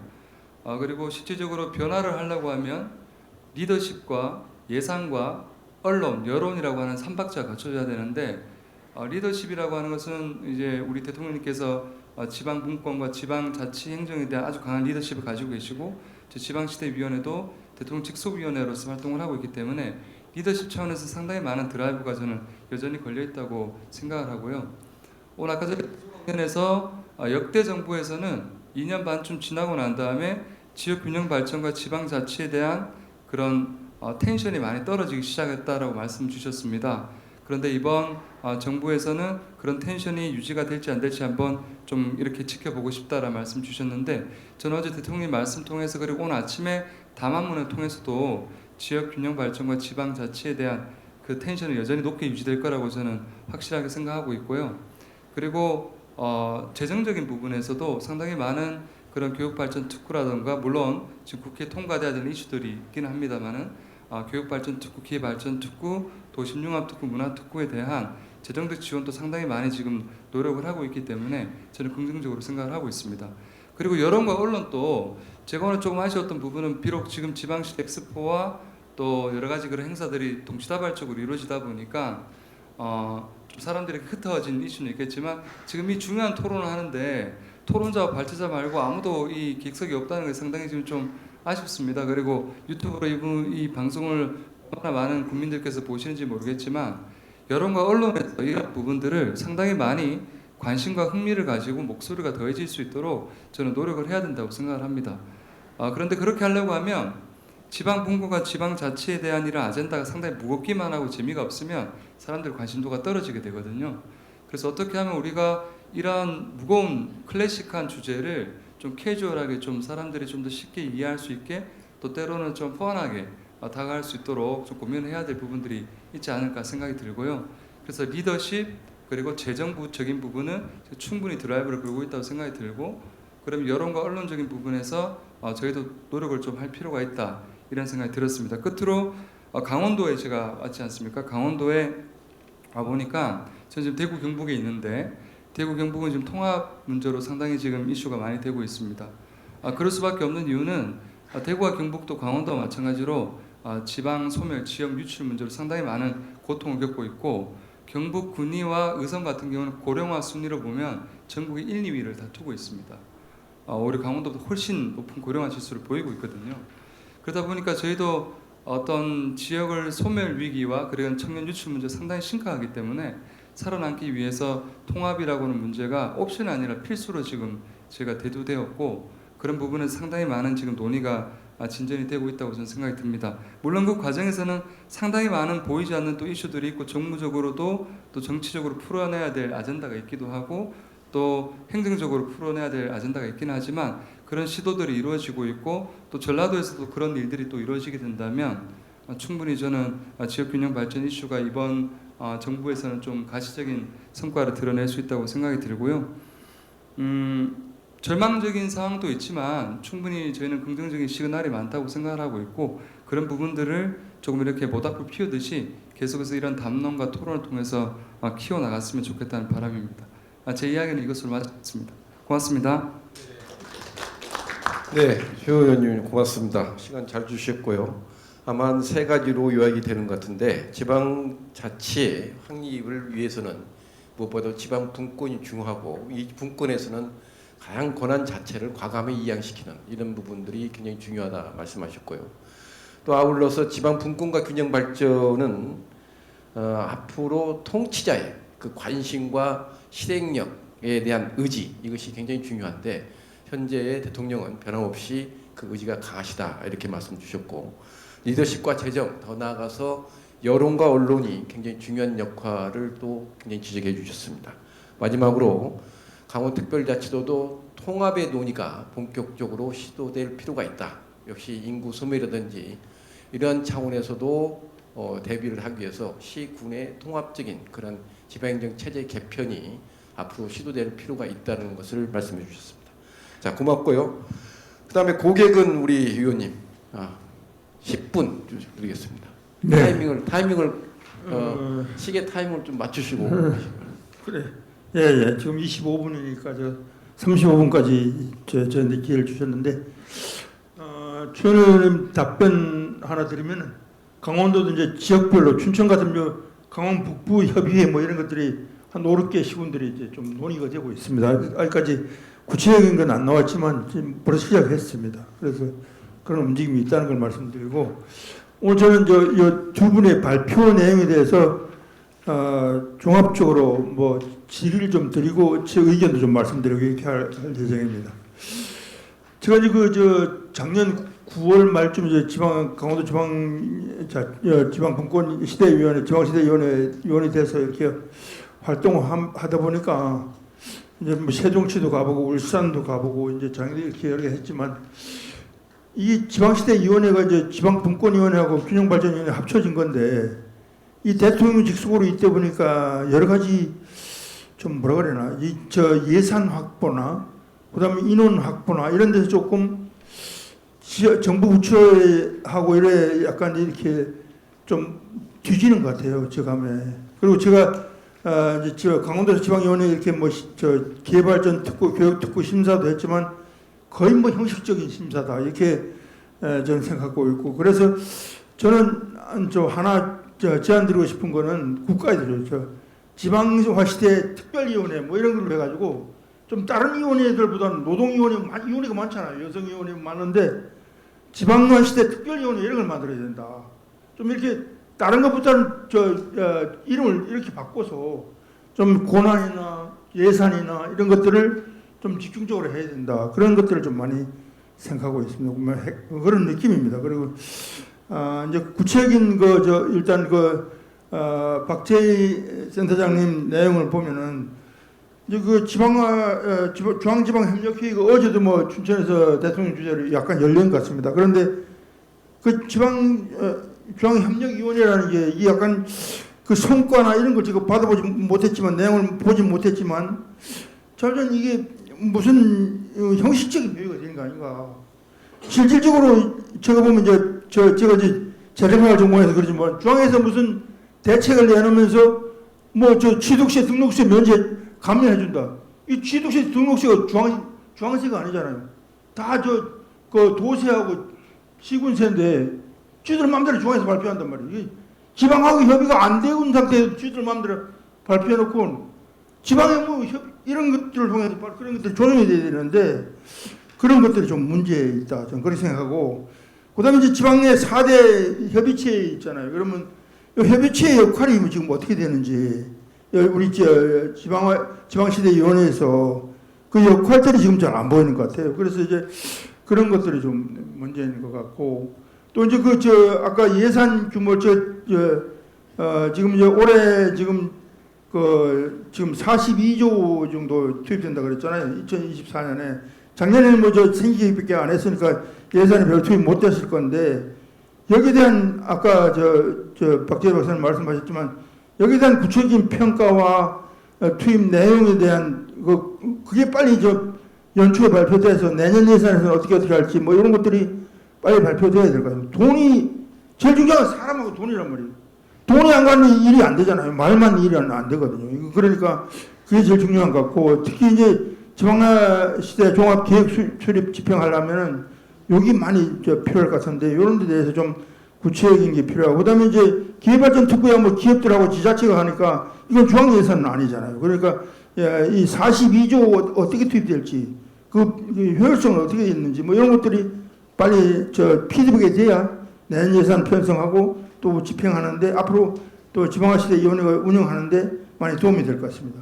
그리고 지금까지 기회발전 특구, 문화특구, 뭐 도시특구 여기에 대해서는 조금 모르는데 문화특구에 대해서는 아직 언급이 없단 말이죠. 그러면 이거는 왜 안 하는 건지 뭐 어떻게 되는 건지 여기에 대해서 좀 아시는 대로 좀 말씀해 주시고 그다음에 이제 중요한 건 이제 특히 이제 우리가 과거 이제 교육특구 아까 제가 말씀드렸지만 교육특구 심사할 때 강원도 지방 뭐 교육특구 막 올리는데 그냥 뭐 점수만 매가지고 올리지 이게 순서도 정할 수도 없고 어떻게 뭐 이게 낫다 못하다 이렇게 할 수도 없고 그런 역할을 주지 않는단 말이에요. 그럼 그게 뭐야? 우리는 뭐 허수아비입니까? 우리 그냥 점수만 매기 그냥 통과시킨단 말이에요. 그럼 우리가 왜 해야 하는 말이에요? 그냥 행정적으로 하지 말지. 그 위원회를 왜 통과시키냐고. 그런 것들은 해서는 안 된다 이런 생각이. 그래서 그런 거 할 때 반드시 평가하면 등수를 매기든가 뭐 점수를 매기든가 해서 우리 나름대로 그런 것들을 제시해야 되는 그런 게 있어야 된다는 게 제 소견입니다. 또 두 번째 박기희 교수님 아주 분석을 잘 해주셨는데 제가 보면 인구 추계 원주가 2043년에 춘천보다 줄어든다. 인구 추계하고 노인 추계를 해주셨는데 여기 근거를 제가 좀 보고 싶어요. 요 근거가 어떻게 이렇게 됐는지 제가 보면 절대 그렇게 안 될 것 같거든요. 원주가 더 많은 말이죠. 춘천이 더 많아질 이유는 저는 뭐 춘천이 4억에 합치고 원주도 뭐 그 주변에 4억에 합친다 해도 원주가 훨씬 원주는 지금 제천하고 여주 인구까지 다 들어온단 말이죠. 그러니까 원주가 훨씬 많지. 지금 우리 강원도 영월 뭐 이쪽으로 많이 춘천은 여기 뭐 얼마 안 돼요. 여기 화천하고 양구하고 뭐 가평 일부하고 이 정도 홍천 일부밖에 안 될 건데 어떻게 그렇게 나왔는지 거기에 대해서 좀 알고 싶고요. 그다음에 이제 강원도 뭐 관광 쪽에 대한 음식 숙박하고 도소매업이 많으니까 그래서밖에 없는 거죠. 그다음에 이제 또 한 가지 의문은 지금 광역시 중에 부산만 저혁신 저산업 스와트 분석이 거기 들어가 있단 말이죠. 부산만 그렇지 않거든. 지금 대구도 지금 다 가보면 다 난리란 말이죠. 지금 과거의 산업들이 많이 없어졌다는데 그럼 부산만 왜 일사오면에 여기 있는지 다른 것들은 다 오른쪽에 있는지 그게 맞는 건지 뭐 이런 것들도 또 추가적으로 좀 검증해야 될 필요가 있다 저는 그렇게 생각합니다. 어떻게 보면 잘못하면 오해할 수 있으니까요. 또 다음에 지금 이제 아까 말씀하신 것 중에서 노스캐롤라이나 트라이앵글 말씀하셨는데 강원도는 과거에 이제 한 10년 전에는 강원도 삼각 테크노밸리라고 그랬어요. 과거. 그래가지고 강릉, 원주, 춘천을 다 묶어가지고 이렇게 했단 말이에요. 그런데 아까 배 교수님 말씀하시는 춘천하고 원주만 묶는다는데 강릉도 넣어야 될 것 같습니다. 지금 강릉에서 지금 춘천에서 강릉 가는데 1시간 반밖에 안 걸리고 춘천에서 원주 가는데 1시간, 원주에서 강릉 가는데 1시간 15분 정도 걸리거든요. 그러니까 이게 노스캐롤라이나 트라이앵글 치면은 이 거리가 이거 훨씬 멀 거죠, 애들이. 그러니까 강릉도 같이 묶어가지고 이렇게 하면 오히려 낫지 않을까. 뭐 그런 생각을 한번 해봤습니다. 그리고 이제 아까 보통교부세 요거 이제 했었는데 우리 특별법 만들면서 저도 일부 좀 이렇게 건의도 하고 했었는데 이게 뭐 저 지금 전북도 하고 뭐 경기도 북부도 하고 막 이러니까 이게 좀 어렵단 말이죠. 그래서 우리는 좀 다른 방법을 모색해야 되겠다. 그래서 제가 과거에 이제 그 강원도 탄소세 도입하는 거, 강원도 이제 그 댐 피해, 그 다목적 댐 피해 추정하는 거, 그 우리가 다 피해 받는 거 아니에요. 그다음에 무리용 부담금 받는데 경기도가 한 70%가 강원도는 한 30%도 안 돼요. 이렇게 그걸 우리가 많이 받아와야죠. 이런 것들 강원도의 가치를 찾자. 그걸 제가 이제 주관해가지고 앞으로 이제 제가 한 10년 전에 한 15년 전에 연구해놓은 게 있는데 그걸 리마인드해서 이걸 좀 우리 강원도 자체 내에서 재원을 조달하는 방법 이런 것들을 우리가 만들 겁니다. 앞으로 그래가지고 그런 것들을 하고 그다음에 이제 우리가 4대 규제 이제 그 아까 말씀하셨는데 지금 이제 저 농림 규제는 조금씩 풀려가요. 환경도 우리가 한 내년부터인가요? 환경 평가를 우리가 지금 강원도 약간 일부 내려왔단 규모 작은 것들은 그래서 조금씩 풀어가는데 지금 군사 규제 아까 말씀하신 군사 규제하고 저 산림 규제는 지금 막혀 있어요. 국방부하고 산림청하고 이런 데서 그래서 이런 것들도 좀 우리가 좀 앞으로 우리가 가져와서 이걸 좀 해제해야 된다. 제가 과거에 한 3년 전인가 우리가 피해 규모 추정을 했는데 한 30년치만 제가 추정했었는데 한 550조 나왔어요. 우리가 이 4대 규제 피해라도 강원도 피해가 대충 이제 추정을 했죠. 그래서 이제 그런 것들을 했었는데 그런 것들을 좀 이제 우리가 앞으로 개선해 나갈 예정입니다. 그래서 제 뭐 시간이 거의 다 된 것 같은데 제 토론은 이것으로 마치겠습니다. 네, 감사합니다. 네, 고맙습니다. 정확히 시간을 지켜주셨어요. 우리 조 의원님께서는 오랫동안 강원연구원에서도 오랫동안 계셨고 강원에 대해서 사실상 상당히 많은 연구를 하셨습니다. 특히 재정적인 부분도 상당히 기여를 많이 하셨고요. 그래서 오늘 중요한 부분을 그러니까 지방시대가 이제 집행력을 가지려면은 하나의 위상과 역할을 제대로 할 필요가 있다. 그 차원에서 아마 제안을 지방시내 특별위원회 같은 형식으로 해서 강한 집행력을 가질 수 있도록 이렇게 하는 것이 좋지 않겠느냐 이렇게 말씀 주셨고요. 이따가 이제 우리 발제자께서 질문 사항은 답변을 해주시고요. 주로 이제 기회발전 특구나 교육발전 특구나 또는 원주의 인구가 줄는다거나 뭐 이런 것들 하시고 중요한 말씀 주시는 게 앞으로 이 자체적으로 강원도가 재정적인 효율화 방안을 좀 가질 필요가 있다. 그런 측면에서 관광진흥기금 같은 경우를 강원도 내에서 사용할 수 있는 그런 것도 좀 생각할 필요가 있고 이런 규제 같은 경우도 상당히 많은 그런 활력적인 그런 차원에서 완화하는데 상당히 노력을 해야 하지 않겠느냐 이런 중요한 대안도 말씀해 주셨습니다. 자 이번에는 우리 정은주 교수님께서 토론해 주신 10분입니다. 네, 알겠습니다. 예, 두 분 말씀 잘 들었습니다. 저는 앞에 이제 토론하신 분들은 이제 행정적인 그런 재정적인 문제를 말씀해 주셔서 저는 학교에 있는 교수로서 이 강원도에 있는 대학들이 발전하면서 또 청년 인구를 유입할 수 있는 방법들 그런 것들에 대해서 좀 말씀을 드리고 싶습니다. 이 분권형 그 지방 자치라는 것이 우선은 지방에게 자율권을 주고 그리고 그렇게 한다고는 하는데 실제 이것을 집행할 수 있는 능력이 있는지 자원이 있는지 강원도뿐만 아니라 모든 시도가 자치 분권을 하려면 그런 것들을 먼저 봐야 할 것 같거든요. 그랬을 때 제가 강원도를 봤을 때에는 우리는 다른 시도와는 출발선이 저는 다르다고 생각을 합니다. 왜 그러냐 하면 다른 지역들은 이미 중앙 정부로부터 굉장히 많은 것들을 이미 받았거든요. 그리고 받은 상태에서 시작한다는 그런 의미가 있다고 저는 생각을 해서 제가 따로 이렇게 좀 적어와서 아마 시간은 절약될 것 같습니다.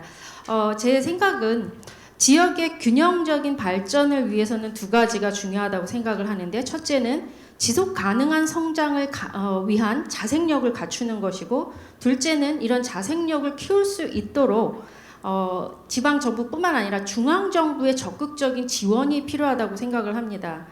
앞에 두 분 발제자께서 이제 중앙 정부가 규제를 완화하고 자율성을 부여하는 것이 이제 중요하다고 말씀을 하셨는데, 저는 여기에 더해서 중앙 정부의 또 다른 지원 방식과 그 효과에 대한 생각을 나누고자 합니다. 우리나라처럼 국토가 크지 않은 경우에는 각 지역의 독자적 특색을 살리는 것도 중요하긴 하지만, 국가 차원의 그 공통적 자산과 시스템을 다양한 지역에 공평하게 분배하는 것, 그것 또한 균형 발전이라고 저는 생각을 합니다. 예를 들어서 수도권 외 지역에서도 굉장히 많이 발전한 도시들이 있는데, 그런 도시들은 중앙정부가 주도한 사업들에 힘입어서 성장한 경우가 많습니다. 특히 세종시, 대전시, 진주시처럼 국가의 주요 기관과 연구소가 이전된 도시들이 대표적입니다. 저는 특히 이 중에서도 대전시가 제일 부럽기는 한데요. 이런 도시는 중앙정부의 기관과 연구소가 들어오면서 경제와 인프라가 활성화되고 연구와 산업이 발전하면서 자연스럽게 산업 클러스터가 형성되었습니다. 세종시 같은 경우는 행정 중심 복합도시, 대전은 과학기술연구단지, 진주는 항공 우주 및 농생명 산업 클러스터로 발전을 했습니다. 이들 도시는 국가기관 이전과 연구소 설립을 통해서 지역 경제가 활성화됐고, 그리고 주거 환경이 개선되고 산업의 생태계가 형성되기 때문에 많은 기업이 들어갔고, 그리고 청년들이 들어가고, 심지어 대학들도 한꺼번에 같이 발전을 했습니다. 이러한 사례들이 국가 균형 발전 중에서도 정책의 혜택을 받은 결과라고 저는 생각을 하고 있습니다. 강원도 같은 경우에는 최근에 바이오 국가 첨단 전략 산업 특화단지, 그리고 국가 혁신 클러스터와 같은 국가 사업을 유치를 하였습니다. 이런 사업을 유치를 해서 성공하기 위해서는 중앙정부의 규제 완화 같은 지원책도 중요하지만, 국가 연구소가 함께 한다면 그 효과가 한층 커질 것이라고 생각을 합니다. 아까 교수님께서 말씀하신 노스캐롤라이나 같은 경우도 그렇고요. 저는 핀란드의 헬싱키 대학에 갔었는데, 핀란드는요, 헬싱키 대학 근처에 모든 국가 연구소를 다 집중하게 모으는 것을 했습니다. 그러다 보니 연구하는 학생과 그다음에 연구원들이 서로 유기적으로 일을 할 수 있는데, 그게 지금 그런 혜택을 보고 있는 곳이 한국에서는 대전입니다. 대전과 충남대학 같은 경우이죠. 근데 강원도는 강원대학교도 있고 그다음에 학교도 많이 있는데 불구하고 국가연구소가 단 하나도 없습니다. 그러다 보니까 우리 학생들을 지도함에 있어서도 교수님들 외에는 다른 자원이 들어오기가 굉장히 힘든 편이고, 우리 학생들이 인턴이나 아니면 연구소에 가서 기술을 배울 수 있는 기회도 다른 때보다 훨씬 적습니다. 이런 것들이 저는 이 강원도에 꼭 필요하지 않을까 생각을 하고, 그래서 강원도 내에 만약에 이런 것들을 유치를 한다면 시너지 효과가 저는 훨씬 더 클 것이라고 생각을 합니다. 그래서 이런 정부 기관이나 국가연구소 같은 국가의 공유 자산이 강원도에 설립되거나 이전된다면 강원도도 이런 세종시, 대전, 진주시처럼 더 지역 경제가 활성화되고, 그 다음에 청년 인재를 육성하고 인구 유입을 촉진하면서 지역 발전을 가속화할 수 있을 거라고 저는 생각을 하고 있습니다. 사실 강원도는 그동안 여러 면에서 소외감을 느껴온 지역입니다. 따로 말을 하지 않아도 다 아실 수 있을 것 같습니다. 최근에는 교통 인프라가 확충이 되고 일부 국책 사업이 유치되기는 하였지만, 다른 지역과 어깨를 나란히 하기에는 여전히 도전이 많고, 그리고 갈 길이 굉장히 먼 상황입니다. 이럴 때 중앙정부가 이 균형 있는 시각으로 강원도에 배려를 해준다면 강원도가 이 발전을 하는 데 있어서 훨씬 더 든든한 자원이 되고 동력을 가질 수 있지 않을까라는 생각을 해보면서 제 토론을 마치도록 하겠습니다. 네, 고맙습니다.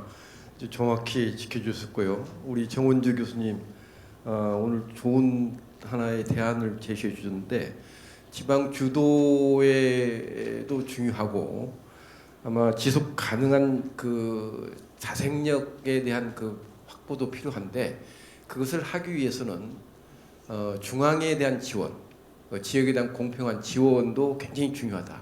그래서 중앙의 지원 같은 경우는 강원도가 가지고 있는 그런 열악한 상태에서 산업적 기반과 일자리, 주거 이런 것들이 같이 복합적으로 해서 지역의 생태계를 복원시킬 수 있는 그런 틀을 마련하는 것이 굉장히 중요하다. 그런 측면에서 아주 대규모의 국가의 이제 연구라든지 R&D 개발이든지 이런 것을 통해 가지고 지역 경제를 활성화시키는 이런 부분들을 굉장히 중요한 그런 대안으로 제시해 주셨습니다. 너무 감사하고요. 앞으로 이런 부분을 우리 강원도가 좀 참고를 해야 될 것 같아요. 자, 우리 이제 마지막 가장 또 이 마지막 하신 분은 정말 힘들 수도 있어요. 왜냐면 다 나왔기 때문에. 근데 우리 위원님께서는 우리 윤희주 의원님께서는 강릉시인데 아주 막강한 파워예요. 예산 결산 특별은 예산을 다 주무르고 있는 그 위원장님이시기 때문에 토론에 10분 드리겠습니다. 네. 네, 안녕하십니까. 강릉시 의회 의원 윤희주입니다. 앞서 이제 그 발제자분들께서 말씀하신 것처럼 이제 자세한 그 지방시대위원회에 대한 부분은 이제 소개를 다 해주셨어요. 그래서 여기 그냥 간단하게 요걸 이제 말씀을 좀 드리고, 저는 이제 강릉시 의원이다 보니까 강원도나 뭐 전국 단위의 어떤 이런 지방시대위원회 얘기보다는 지금 강릉시가 처해 있고 또 강릉시가 추진하고 있는 사업 위주로 해서 그동안의 성과나 그다음에 현황, 그다음에 앞으로의 전망, 그리고 거기에 따른 문제점 이런 부분들을 조금 한번 살펴보겠습니다. 이제 1차 지방시대 그 시행 계획에 따라서 강릉시도 이제 전체적으로 경제도시의 전환을 꾀하고 있는 시기이기도 합니다. 어제 우리 기회발전 특구 이제 2차가 이제 성과로 나타났죠. 그래서 이제 지정이 되었고, 이 지방시대를 또 활짝 여는 아마도 신동력이 되지 않을까 하는 생각이 듭니다. 강원특별자치도는 강릉, 원주를 위시해서 이제 6개 지역에 그 의약품이라든가 배터리 모듈, 광물이라든가 수소를 중심으로 해서 이런 관련된 사업들이 유치가 되는 총 44만 평 규모의 이 발전 특구가 이제 지정이 되었습니다. 굉장한 성과죠. 강릉시는 여기에 맞춰서 18만 5천 평 규모로 이제 천연물 국가 바이오 산업 단지가 조성이 됩니다. 이미 후보지로 선정되었을 당시에는 우리 이제 중견기업 한 6개 사를 포함해서 13개 정도의 기업과 MOU를 통해서 투자 협약을 맺었고요. 지금은 중소기업의 이제 입주 의향서를 밝힌 곳이 한 220개 정도 됩니다. 이런 기업들의 이제 관심이 높아지면서 강릉시 또한 이런 유치에 적극적으로 나서고 있습니다. 다음은 이제 옥계 국제무역항 육성인데요. 여기도 옥계항이 이제 러시아로서 첫 수출 화물 선적을 통해서 앞으로 강릉시가 북극 항로의 중요한 요충지로 국부상하리라 이런 이제 기대와 관심을 가지고 움직이고 있습니다. 다음은 이제 광역 철도망 확충입니다. 지금 포항 삼척선이 이제 완공이 연말에 되고 내년부터 개통을 하고요. 강릉하고 삼척 간에 이제 고속 전철화를 통해서 고속화 사업이 연계가 된다고 하면 부산에서 강릉까지 3시간 안에 관통하는 그야말로 남북축을 전체 연결하는 굉장히 굉장한 성과가 이루어질 거라고 생각을 합니다. 그리고 또 하나는 이제 강릉 대진철도가 되면은 유라시아 철도가 이제 되고 강릉은 철도를 통한 물류 거점 기지가 완공이 될 겁니다. 다음 이제 마이스 산업에 대한 관심도 굉장히 많습니다. 향후 전망을 좀 보겠습니다. 강릉은 이제 이러한 성과를 통해서 2026년에 ITS 세계 총회를 할 거고요. 그다음에 또한 그 세계 마스터즈 탁구 대회, 세계적인 대회들이 줄줄이 이제 이어질 거고 여기에 마이스 산업이 그 관광 산업의 기틀을 만들어 갈 것입니다. 여기에 더해서 사실 가장 중요한 건 이런 것들을 통해서 일자리 창출, 그것도 양질의 일자리 창출이 이루어지리라고 생각을 하고 또한 교통 인프라가 좀 더 확충되어서 강릉을 향하는 발걸음이 좀 더 다각적으로 나아지지 않을까 하는 기대를 해봅니다. 그렇다고 하면 여기까지는 굉장히 이제 좋은 우리의 어떤 이제 흐름인데요. 결국 여기서 나타나는 문제점이 있습니다. 일단은 그 산업의 다양성이 좀 부족합니다. 천연물 바이오 산업이라든가 관광 산업을 중점으로 하다 보니 여기에 다양한 산업군이 좀 부족합니다. 이런 부족한 문제를 어떻게 채울 수 있을 것인가는 강릉이 조금 더 이 취약한 부분을 그 외부 요인에서 찾기보다는 그 우리 안에서 뭐 바이오와 관광 이외에 뭐 IT라든가 그린 에너지 같은 다양한 사업군을 좀 육성을 해야 되는데요. 지금 보면은 관광하고 바이오를 결합하는 뭐 헬스케어 관광 산업이라든가 스마트 농업 이런 것들이 조금 방안으로 보여질 수 있습니다. 그 다음에 지금 가장 화두가 되는 부분이 사실은 인구 유출하고 고령화입니다. 여러 패널분들께서 발제자님들도 그렇고 지금 토론자분들도 인구 유출과 고령화에 대한 부분을 굉장히 화두로 내세우고 계시는데요. 이거는 뭐 강릉뿐만이 아니라 지방의 모든 도시는 이 부분을 정말 몸살 앓듯이 앓고 있을 거라고 생각이 들고 이렇게 된다고 하면 노동력 부족은 너무나도 불을 보듯 뻔한 거고 지역 내 경제 활동은 그리고 경제 성장에 제약이 된다는 것은 우리가 뭐 두말하면 잔소리다 이런 생각이 들고요. 여기에 대한 대응 방안을 보면 청년 인구 유입을 통해서 우리 뭐 정은주 교수님께서도 말씀해 주신 것처럼 뭐 교육이라든가 취업, 뭐 주거 활동에 대한 관련된 지원도 좀 강화해야 되고요. 노인 복지에 대한 인프라도 확충이 되어야 됩니다. 그다음에 교통 인프라나 이제 접근성의 개선도 좀 필요합니다. 강릉이 아까 말씀드린 것처럼 이제 철도망의 접근은 좋지만 아직까지 그 뭐 고속화라든가 그다음에 그 철도 재진까지의 이런 문제들은 사실은 그 국가의 도움이 없이는 현실적으로 불가능하기 때문에 예타를 거쳐야 되는 이런 상황들이 결국은 중앙 정부의 어떤 감독하에 있다.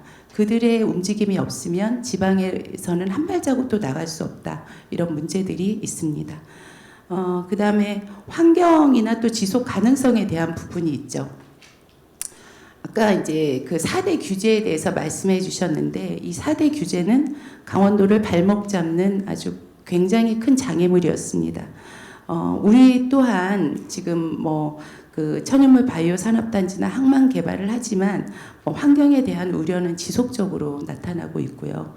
그리고 이는 지역 주민들의 반발을 어떻게 잠재울 것인가에 대한 부분은 굉장히 화두입니다. 뭐 대응 방안으로 보면 친환경 기술을 좀 도입한다. 뭐 주민과의 소통을 통해서 환경 보존과 경제 발전 조화를 이루어야 된다고 하지만 결국은 규제의 완화가 가장 중요한 수단이 될 수 있을 거라고 생각이 듭니다. 그리고 또 우리 이제 관광 산업을 강릉시는 뭐 가지고 있는데 이 관광 산업은 계절적으로 굉장한 한계를 갖고 있습니다. 그래서 계절적 성수기하고 비수기와의 차이가 워낙 이제 크다 보니까 이게 일정한 수익 창출이 꾸준하게 이루어지기가 힘들어요. 그렇다고 하면 이 비수기에 이루어지는 경제에 대한 이 위축을 어떻게 감당할 것인가 이것도 굉장히 중요한 문제로 발생이 되고요. 결국 이 개발을 제한하는 모든 이제 각종 규제들이 강원도에 특히나 굉장히 많이 몰려 있고 강원도는 이 공적인 부분을 위해서 공적인 손해를 감수해야 된다는 게 지금까지의 강원도에게 던져지는 문제점이었습니다. 어쩌면 희생양이라고 볼 수도 있죠. 그러면 이거를 어떻게 할 것인가? 아까 조계근 위원님께서 550억 정도의 어떤 손해에 대한 부분을 말씀하셨는데 국가는 강원도에 그렇다고 하면 우리가 이 공적인 손해를 보는 이 부분에 대한 보상이 반드시 이루어져야 된다. 그리고 여기에 대한 지원이라든가 공공 인프라에 대한 확대, 강원특별자치도 그 개발권에 대한 규제 완화 이런 부분들이 계속되어야 되는 시점이라고 보여집니다. 그리고 또한 이제 비수기에도 어떻게 하면 강릉이나 강원도로 인구를 끌어들이고 관광객들을 오게 할 수 있을까? 이게 이제 그런 유치에 대한 부분들이 좀 더 다각도로 요구되는 사항입니다. 자, 이제 마무리하겠습니다. 강릉시는 이러한 문제점들을 해결하기 위해서 사실 다양한 노력들을 기울이고 있습니다. 특히나 이제 중앙 정부하고 긴밀한 협조가 이루어져야 되고요. 여기에는 지역 주민들의 참여가 반드시 필요합니다. 그러다 보니까 사실 지방시대위원회가 출범하기는 했지만 이 지방주도 균형 발전을 위해서 중앙과 지역 간이 1년 동안 과연 협력했는가? 지금까지 이루어지고 있는가? 연계는 어떻게 되는가? 이런 부분들이 우리 시민들 입장에서는 굉장히 체감하기 힘든 게 지금 1년 이후의 과정이라고 생각이 되고 오늘 이 자리에서 제가 말씀드릴 수 있는 내까지의 어떤 여건이라고 보여집니다. 그래서 이 시기를 기점으로 해서 앞으로 이런 문제들을 해결하기 위한 그래서 지방 사회가 소속감을 잃지 않도록 가속화시킬 수 있는 시간이 반드시 필요하다는 생각이 들고요. 어쨌든 오늘을 기점으로 해서 우리 지역 위기 상황을 같이 극복할 수 있는 시간이 되었으면 좋겠습니다. 감사합니다. 네, 우리 의원님 아주 강원도도 그렇고요. 지금 현재 의원님이 거주하고 계시는 강릉에 관련돼서 상당히 강점과 약점도 잘 파악해 얘기를 해주셨습니다. 몇 가지 중요한 말씀을 해주셨는데 앞으로 강원도 특히 강릉 같은 경우는 교통의 인프라 또는 물류 거점으로서의 가지고 있는 도시를 충분히 활용하되 앞으로 산업의 그 다양성이 상당히 부족하다 보니까 산업군을 다양화시키는 이런 부분을 좀 신경을 쓸 필요가 있다.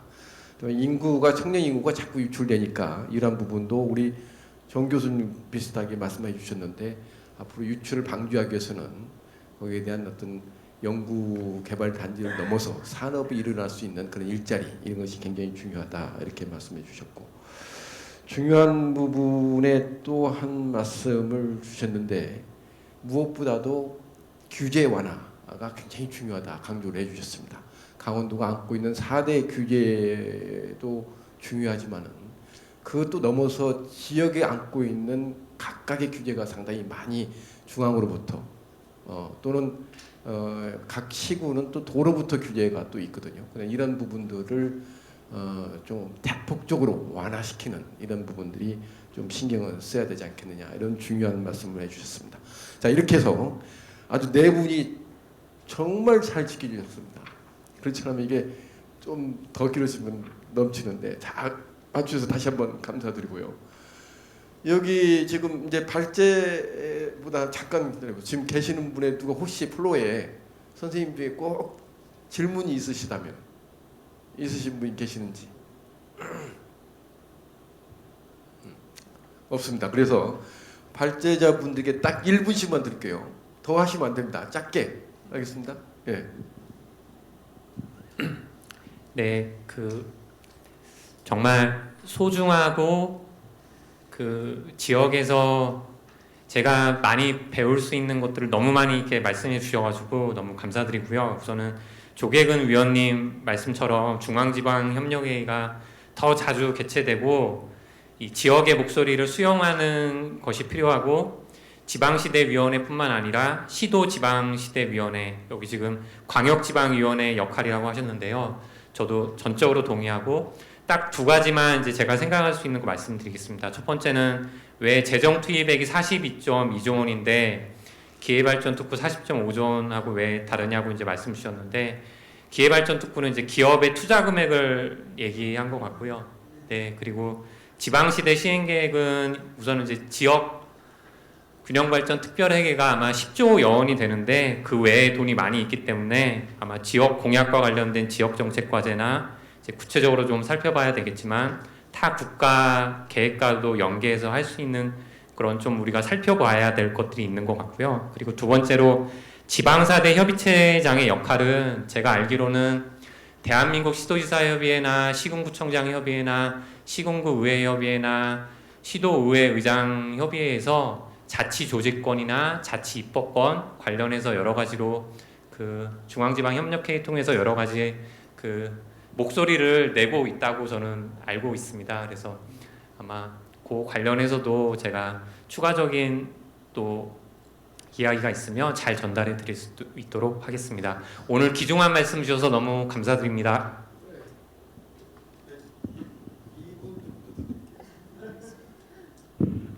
예, 감사합니다.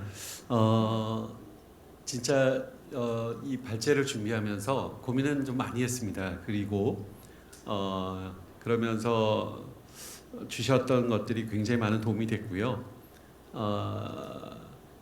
춘천하고 원주하면서 강릉을 생각을 당연히 했는데 지역적 거리, 그러니까 그 이동 시간, 그러니까 운전하는 시간, 뭐 여러 이동 시간을 생각을 해서 거기에 포함하지 않았는데 말씀하신 것처럼 외국에서 RTP 지역, 노스캐롤라이나에도 한두 시간 정도는 가니까 말씀하신 것처럼 1시간 내로 된다면 충분히 트라이앵글이 될 수 있고 또 그렇게 하는 것이 훨씬 더 시너지를 낼 수 있다라는 부분에 동의를 합니다. 그리고 아까 좋은 그 우리 조계근 원장님이 말씀하신 거는 탄소세 같은 거 굉장히 중요한 것 같습니다. ESG가 이제 굉장히 강화됨으로 인해 가지고요.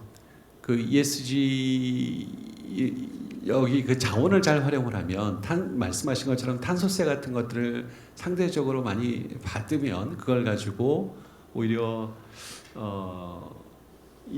경제 발전이나 지역 개발에 사용할 수 있지 않을까라는 생각을 해봅니다. 그래서 세원에서 그 말씀해 주셨던 것 중에 일단 눈에 확 들어왔던 건 탄소세 같은, 지금 아까도 뭐 여러 가지 말씀해 주셨는데 그런 세원을 자체적으로 개발할 충분히 가능성이 있고 특히 탄소세는 굉장히 그러니까 ESG 그 어떤 그 서티피킷이 없으면 이제 수출도 제대로 안 되는, 특히 유럽 같은 걸 굉장히 강화하거든요. 그러니까 그런 부분에서 강원도가 가지고 있는 산림 자원을 활용을 해서 산림 탄소세 같은 것들을 연동하는 것들을 생각을 하면 굉장히 의미가 있을 것 같다라는 생각은 들고요.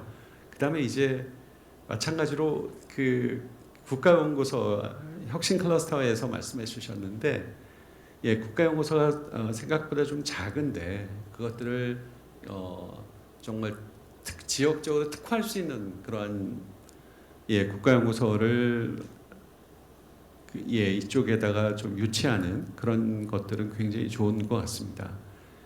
아까도 말씀드린 것처럼 지역적으로 너무 멀지 않아야 됩니다. 그러니까 가깝게 있어야 서로 많은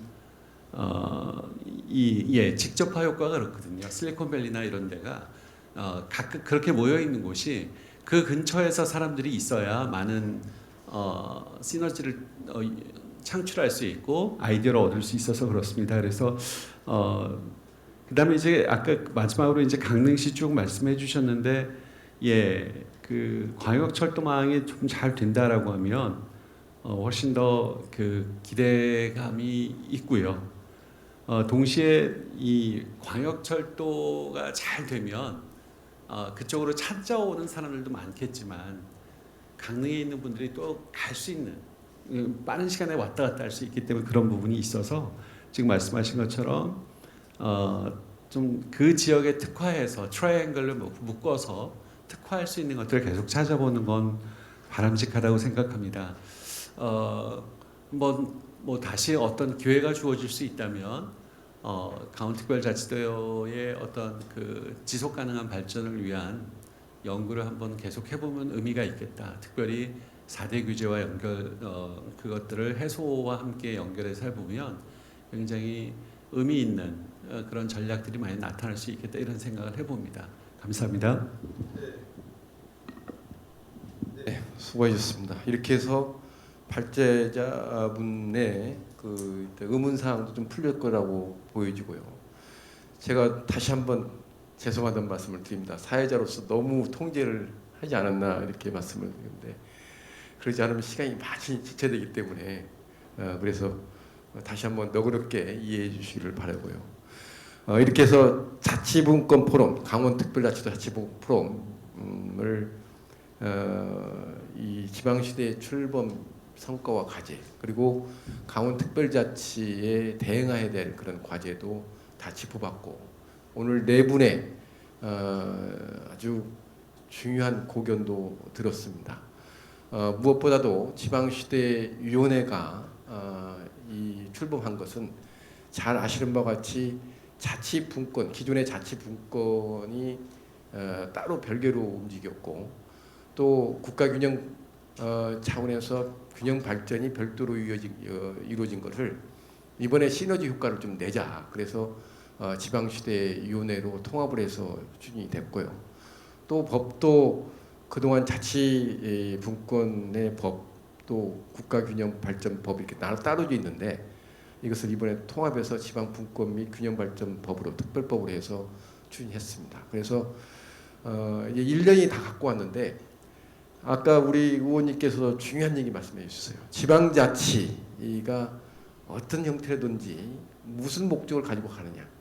또 지방시대위원회가 추구하고 있는 비전도 대한민국 어디나 살든지 간에 살기 좋은 지방시대를 마련하는데 과연 누구를 위한 거냐라고 할 때 규착점은 그 지역에 살고 있는 지역 주민들의 삶의 질이 높아져야 되고 그 지역 주민들이 체감해야 되거든요. 그래서 앞으로 우리가 신경 써야 될 것이 무엇보다도 주민들의 삶의 질에 초점을 맞춰야 되겠다 이렇게 말씀을 드리고 싶고요. 이제 지방시대위원회가 1년 이제 갔지만은 앞으로도 이 지방분권과 균형 발전은 피할 수가 없습니다.